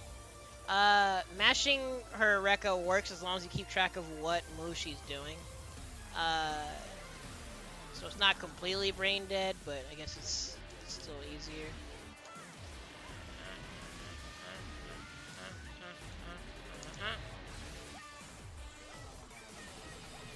But apparently people were able to move during the zoom transition?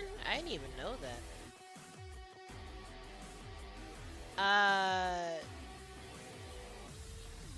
That sounds more like a bug fix than anything. But, here, let me set... I'm gonna jump real quick.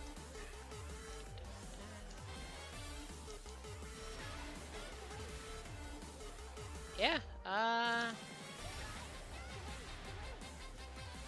actually trying to get her to fall out of it. Huh.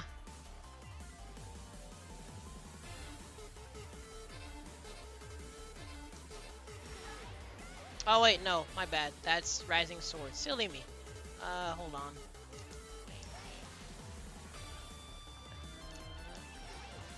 No.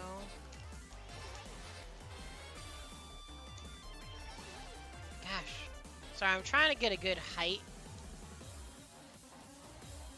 Also, let me double check.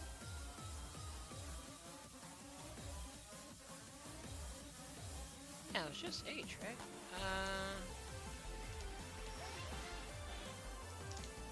Also, I am not getting her... I should just probably do a combo. And why?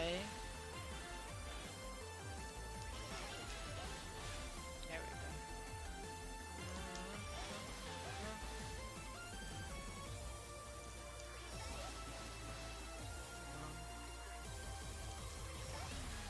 Oh, she landed again.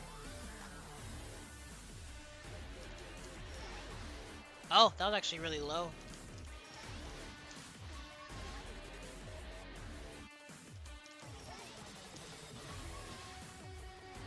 Here, let me just,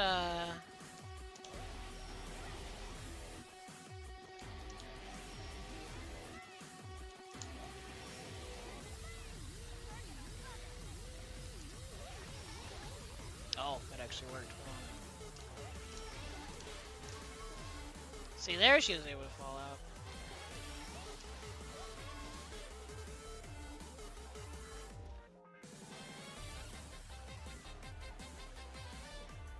So they gotta be like high for it to fall out of it. Then again, you can stagger. Hold on. Whoops.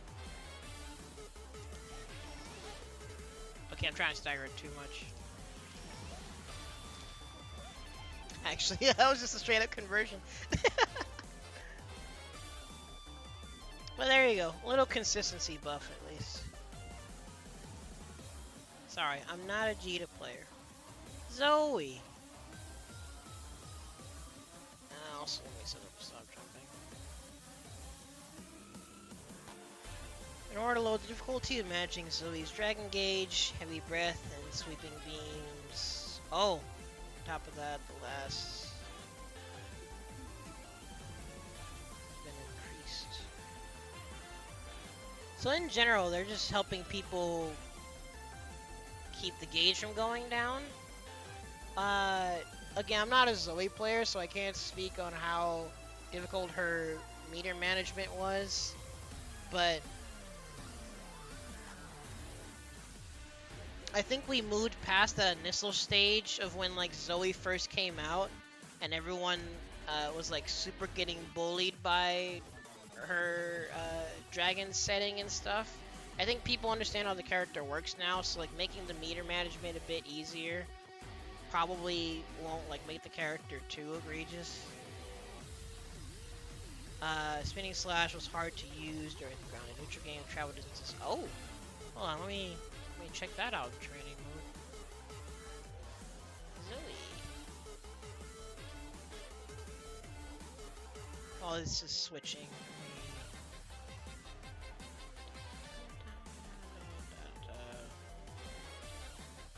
Also, I didn't even realize that extensions of the songs were playing. So if y'all have been tired of some of these songs, I'm sorry. But then again, no one's put anything in song request or anything, so I can do this. just let me know. There we go. Zooey. Let me see.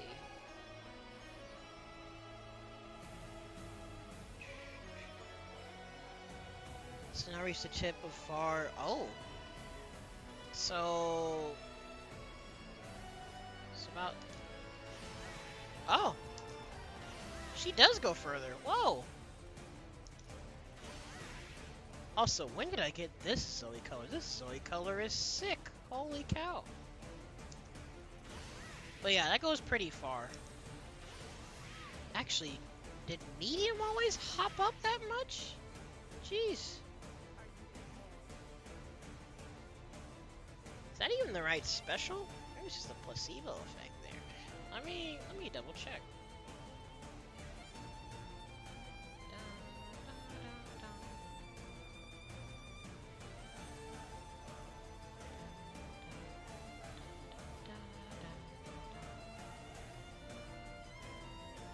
Wait, that one's called Aerial Spinning Slash specifically. So I don't know if that applies to both versions or not. Let's just check the grounded one anyway. Sorry.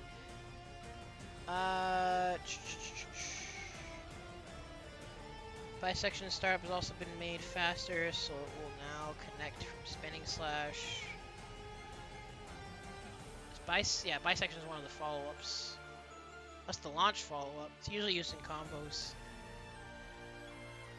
Distance between foes has been adjusted. So it's difficult to punish a blocked raise strike from maximum distance. We change it so the range is slightly closer on block. So first things first. Oh, actually, wait. This move was already unsafe.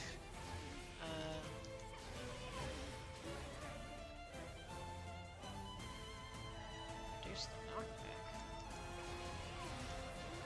I wonder if that's just on block then. Oh, whoops. Oh, wait. Oh, hold on.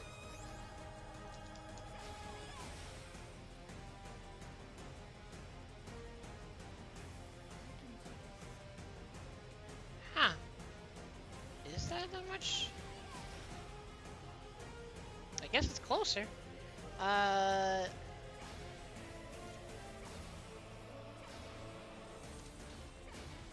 Yeah, that does connect too. Hold on, let me... Nope, not that. There we go. That's a conversion. Can I get it like... Oh, you can get it like from max distance. Nice! What do we say about consistency? Dissections. Oh, I forgot she can do them on whiff too. That is faster. Even I can tell.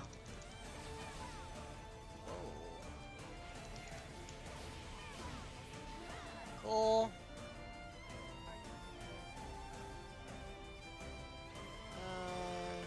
Yeah, and in general, her skills use less meter. So we'll see if Zooey players like basically get to do more.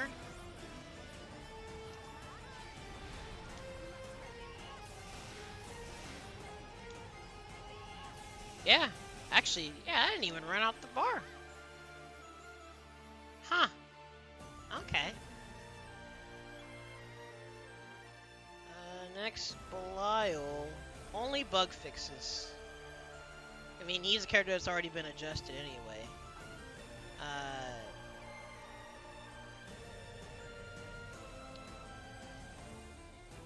Actually, this is important for RPG mode. Because, for those who know, fighting Belial in RPG mode can be annoying, if not odd, because of the nature of his moves. So them fixing those bugs is cool. Cagliostro. I really should play her more. But I saw that there's a change to her ground trap. But let's just read what they say.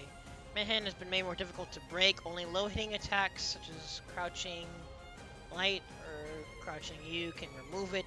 It is also now projectile invincible, making it easier to use on foes that used to present more difficulties. Oh, frick.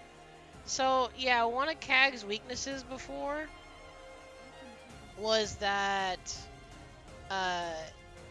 what I had said before when I tried her is that he's, like, better and worse than Wu at space control, because these were, like, really easy to deal with. You could literally just run through them. But now it looks like they're making them more durable. It doesn't seem like the startup is changed. You could probably still dash through them, but the fact that you can only get rid of them with lows is interesting. Oh, traps would disappear from throw break? Yo, hold up.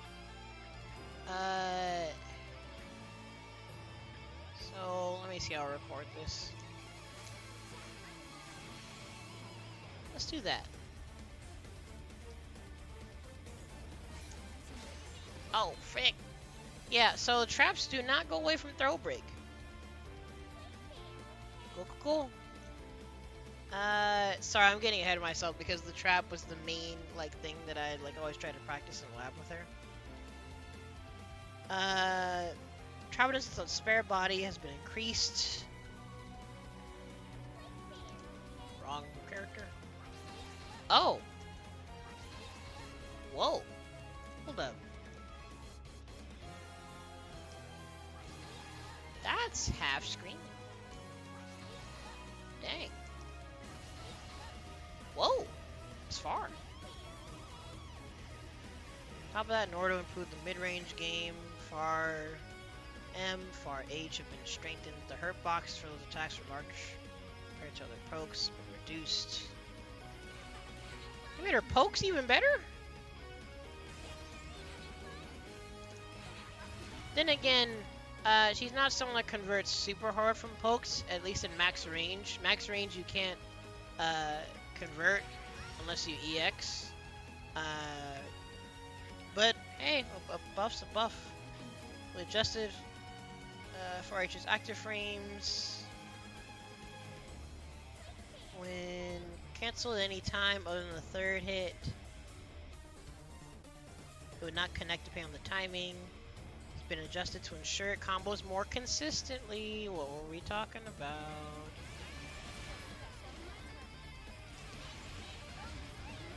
So that's close. Whoops.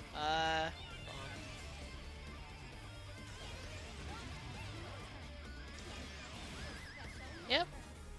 Get off all the hits. Active frames haven't changed, but the recovery has been reduced. So, yeah. Our pokes are just even better. Honestly, a lot of pokes are already good. Cool.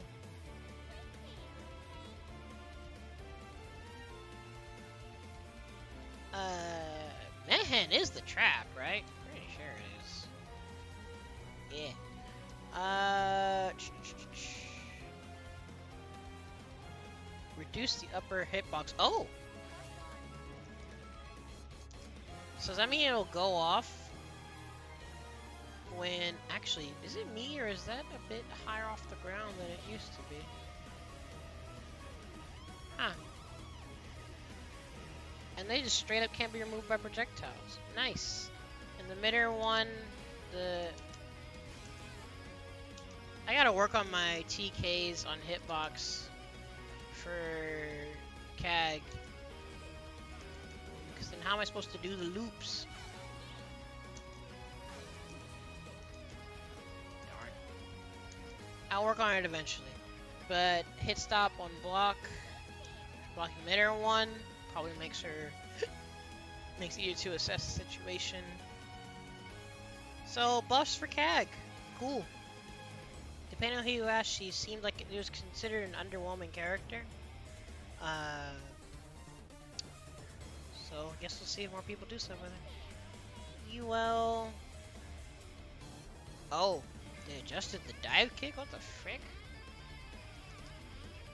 Well, jumping U has been adjusted. The position would be difficult to determine after hit or block on jumping U, so the frame advantage was increased slightly on hit. A disadvantageous situation is now clearer on block. Actually, wasn't something similar done to Soul's Bandit Bringer?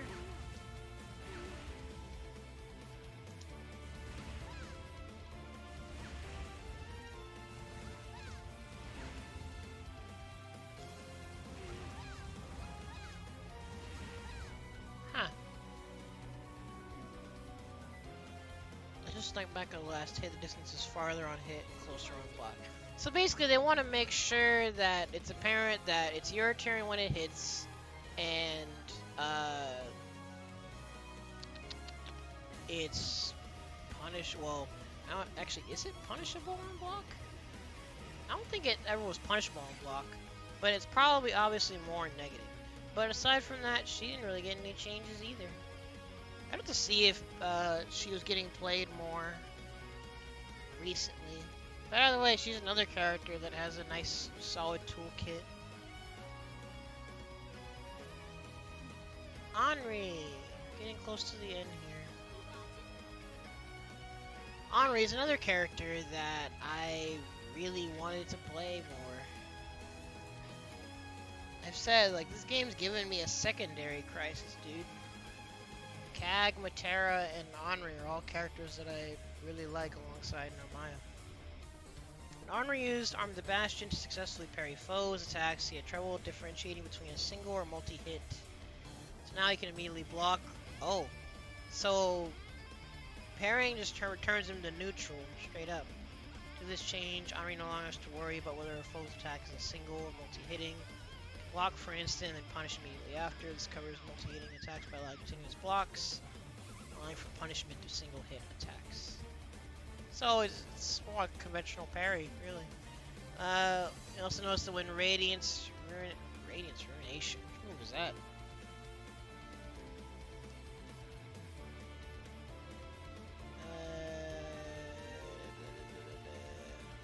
Oh, projectile. Projectile was slow, and when it was dodged, it took a significant amount of time to reuse it, so we adjusted the usage limits. Let's see. Hold on, I need to turn off the...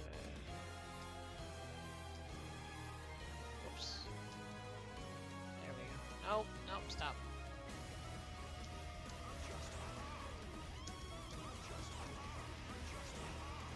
So I'm gonna need her to jump, so that way it can be avoided.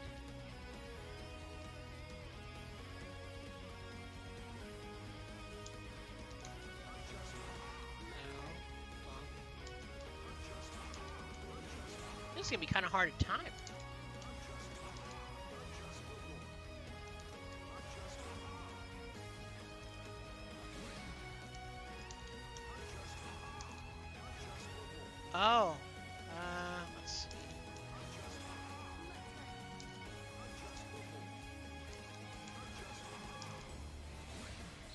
messing up my inputs because I'm trying to time it with her landing.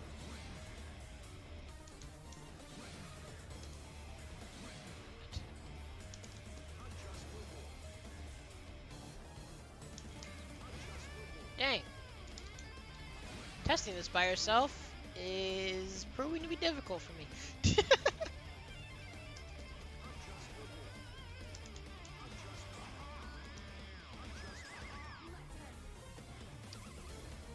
So I think they're basically just making sure that you're not locked out of it for a considerable amount of time. Dang it, I keep forgetting to switch the views. I'm sorry. But basically, I was just trying to time this with her landings so I can have her avoid it. What the frick? Not that. But again, it's kind of hard for me to test. I probably should just switch the characters. That would have been easier. But see how I'm able to do it again, like, without waiting too long? I think that's the main thing they were trying to address. Sorry about that.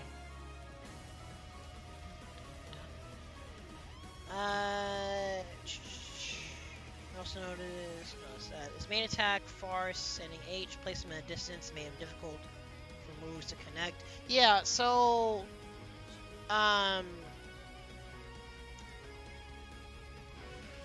converting this heavy, it was odd. Actually, in general, converting from his pokes, you have to be very mindful of your spacing. But it says, looks like the range is reduced on hit. That's good. Not that. Cool. And you have to cancel the first hit, if I remember right. Oh, just kidding. Nope, you can do the second hit too. Conversions! Yay! So that's cool. In fact, let me make sure that it works with his,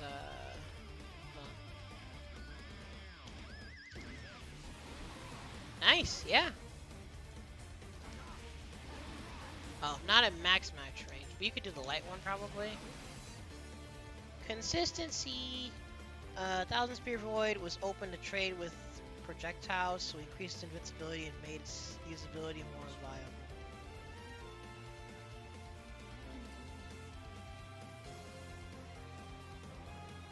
Wait, Fleeting Spark. Which move is that?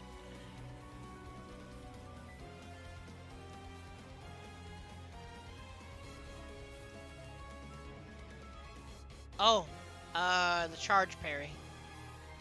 Increase the damage. Okay. And then his SSBA.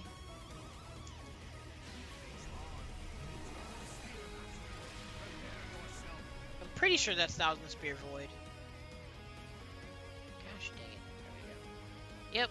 Can't remember it right. Just making sure you can actually use this as a full screen invincible beam. Cool. Freaking Eustace. Okay. So, I already saw the very interesting change that he got. In fact, I think Zombie was a demonstration. But basically, when you get the EX mine on people, you can do 2 explosions.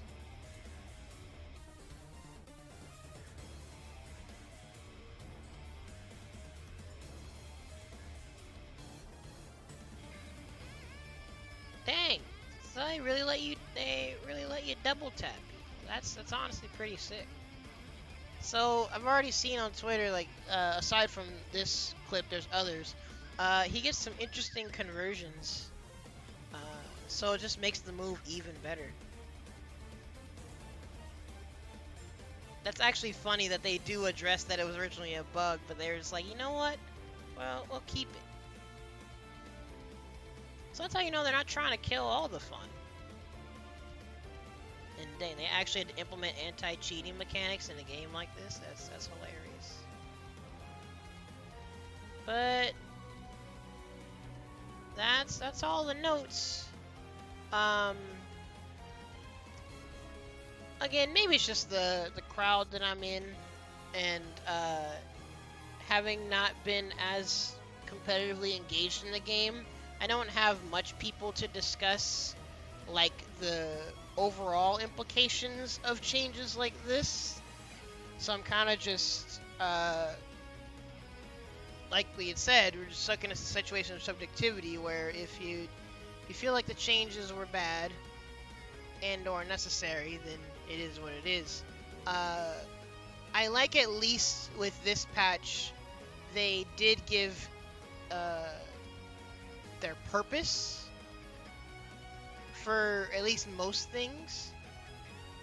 And then when it comes to like whether or not the changes were wrong, we'll just have to see them in practice. Because like I said, now multi-hit in very much Street Fighter fashion, multi-hit projectiles will do even better now.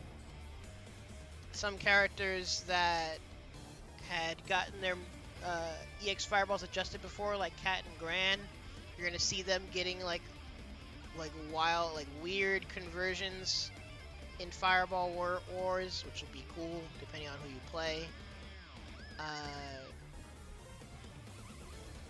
And so overall, I mean, just like with Season 2, even though Narmaya is like constantly in a weird spot of like either not really being touched that much or like being indirectly nerfed. And she like got a cool, neat little thing to do in the corner, I guess. But see, I really wish I could like compete in this game more and be around people that like actually play and lab the game to see how it like actually affects things like competitively. Because like whether or not you like the changes, it always comes down to like, are you gonna be playing the game and adjusting and adapting, and how it will affect your character, how you handle certain matchups and stuff.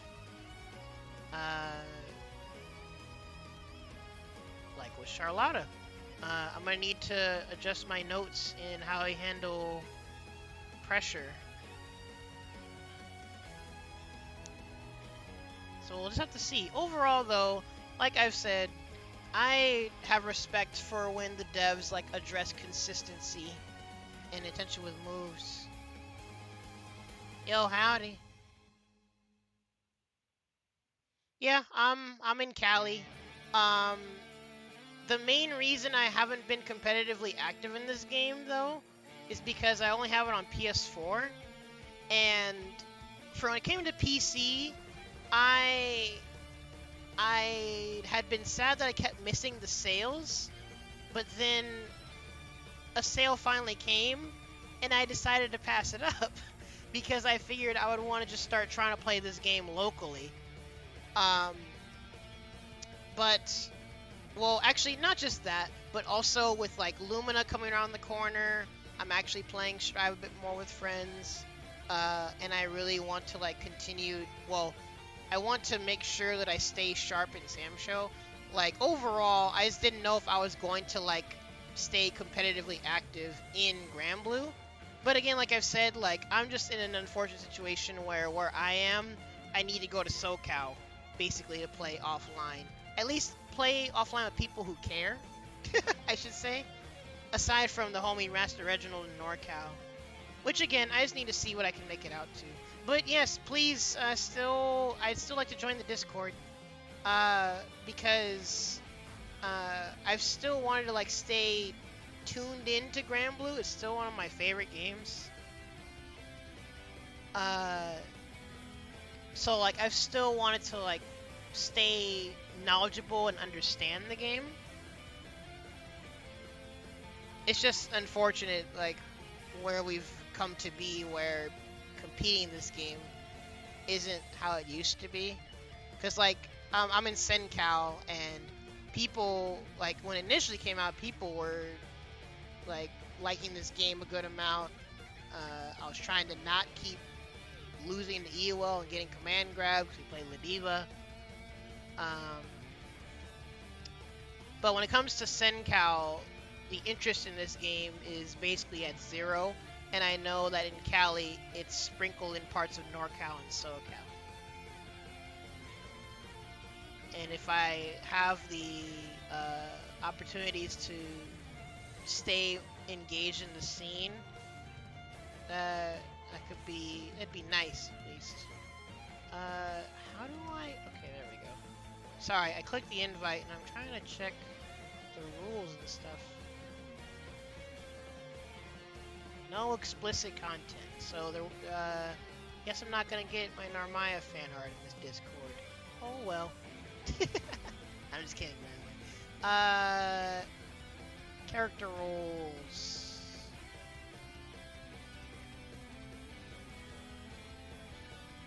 Oh yeah, I'll check stuff out to like try and just stay engaged with the game in general.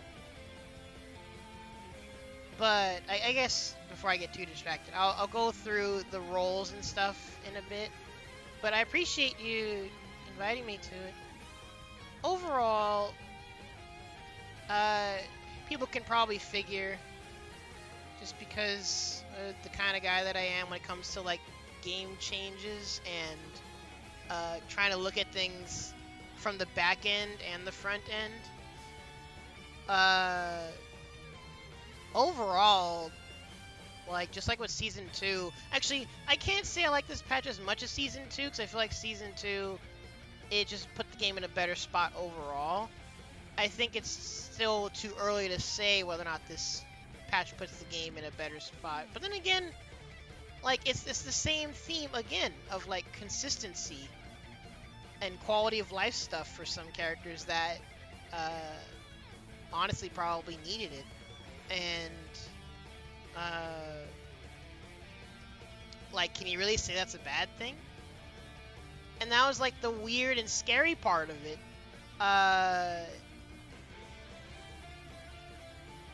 Just one out of context video being retweeted for one character's change made Twitter in flames over this game that half of them don't even play. It's funny and kind of scary, but it is what it is. And in fact, wait, let me go back here. Zombo even pointed out what I was saying before, where even Percy's change, it's not like it guts the character. Percy already has a good zoning tool. So then you're really just changing what you use for certain situations. Zeta, on the other hand, again, I'd have to convince Nick to even bother playing as waifu in this game anymore. But lasers like Zeta and Narmaya, you just have to use them more carefully, like a traditional fireball, where they just don't straight up beat projectiles. Yeah, but it is what it is. Like I'm already used to this. It's literally was already happening in Strive, where even before like changes happened, like characters would be played, people had their initial impressions, and then like 2 weeks to a month later, everyone's opinions like suddenly shift. Sonic Soul literally just put out a video today that saying that he was wrong about Gold Lewis and that the character is actually OD. You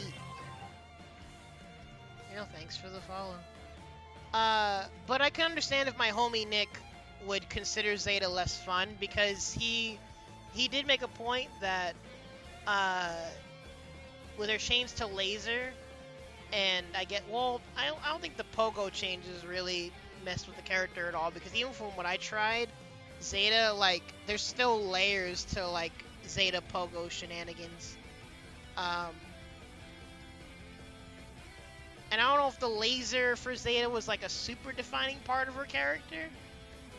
But yeah, it could make it more annoying to deal with zoning. But then again, like I said, this is already a game with anti-zoning mechanics. People get in just by dodging forward. And then from there it comes down to conditioning and calling out certain options. So it really just comes down to if you like to learn and adapt, but if things aren't as fun for you, it's understandable. That's why I never want to come off as like pretentious or whatever when it comes to like receiving changes and stuff for games like this. If you don't find it fun, you don't find it fun. The main reason I kept getting on my homie Matt about the cat changes is because he was just upset, but he didn't even like try to like check out the stuff that people were labbing with cat and like the new conversions she had. But again, I won't hold people to that. If you don't have an intention to learn and check things out, then it's fine, it's understandable.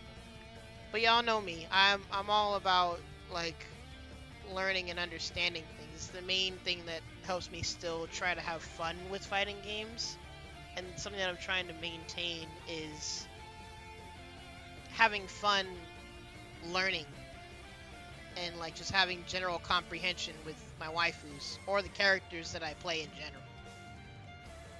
Yeah, no point. See, like that's fair. If you have no intention of playing this game anymore, then yeah, I wouldn't really have the expectation for you to lab things.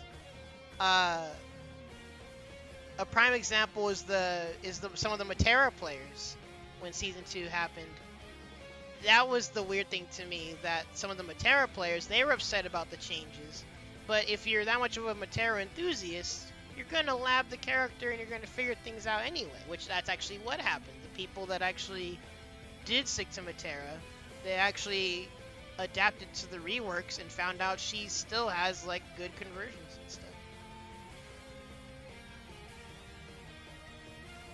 So, not to sound like a broken record, but at the end of the day, like we said before, whether or not these changes are wrong, quote unquote, really just depends on you and your character. But I guess objectively speaking, you just have to wait and see what it does to the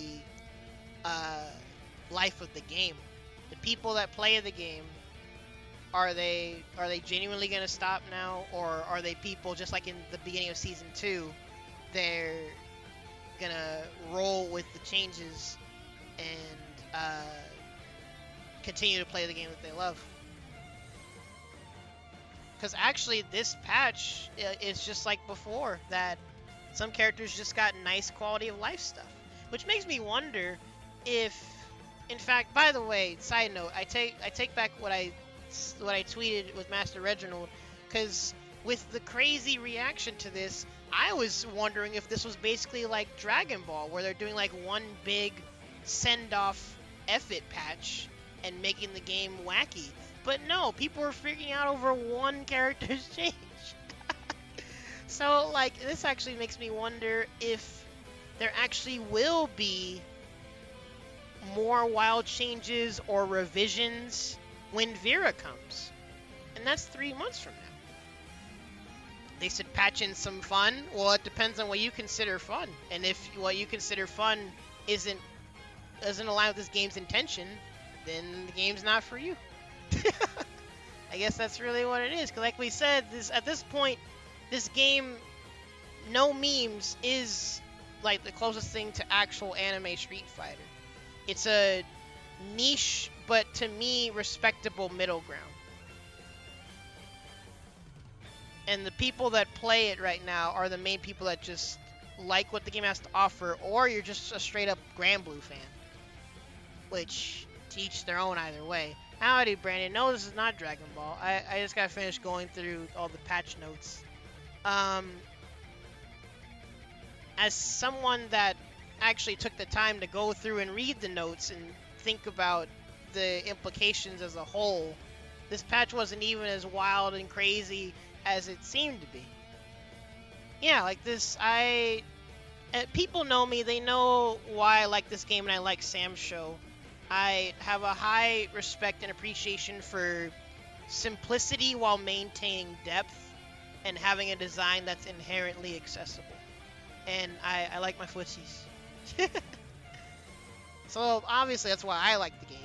But in general, again, I keep going back to what Iwa was saying, like, do these changes contradict anything with the game's overall philosophy? I don't know. I don't think so. I don't, y'all tell me. If it makes things less fun, that's well and good, because people have been saying that since a bit before Season 2, that the changes... That's still one of the funniest things I've ever heard in my life, that Grand Blue is boring because it's too balanced.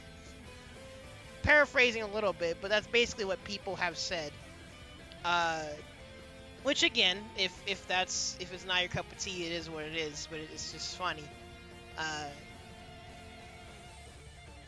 Because over time, the direction of this game has become fairly apparent, and that's why I like that in this patch they actually had the sections for purpose of adjustment. Developers should do that in general. Shoutouts to Guilty Gear Strive, by the way, for setting a lot of good standards for developer transparency.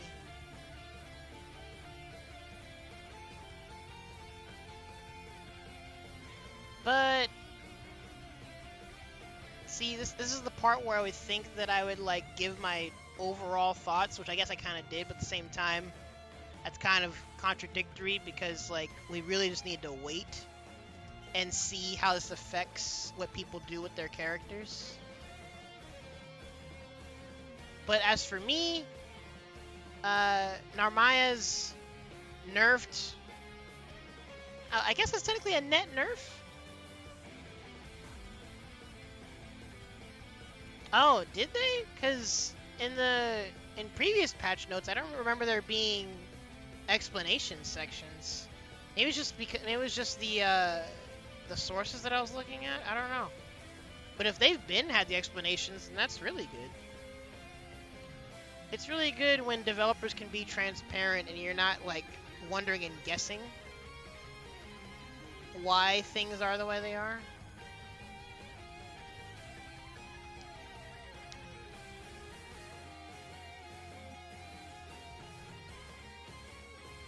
Prefer the fun of the matches over how fun the characters are. Yeah, well, part of it is determined by the nature of the game, and part of it, I guess, is determined by the nature of the character's tools. But y'all know me. The main reason I like when games are balanced is because usually when games are balanced, there's an intention behind developer choices for moves to have their purpose, decisions to have intention, and to be rewarded for that game knowledge and smart decision making. And you don't have to worry about playing a character and like be wondering, well, is this character just having to work way too much harder than everyone else? You can just play and be rewarded for solid skill and knowledge. That's why I like games to be balanced. By the way, Space, do you want to play now? I'm down to play some matches. This will also serve as some more hitbox practice since I haven't played hitbox Grand Blue in a while. Also, I just realized, is my stream category correct? Okay, good. It is nice. Coolio. If anyone wants to join, I'm down to host a lobby, but I guess for the initial discussion section, appreciate y'all if you stuck through it all. This is going up on YouTube later. If you have any other thoughts, feel free to like talk about them or say them in the comments on the YouTube video. But yeah, still think Grand Blue is a cool game. But I'm still gonna be here. But those of you that caught the initial discussion, thanks for watching.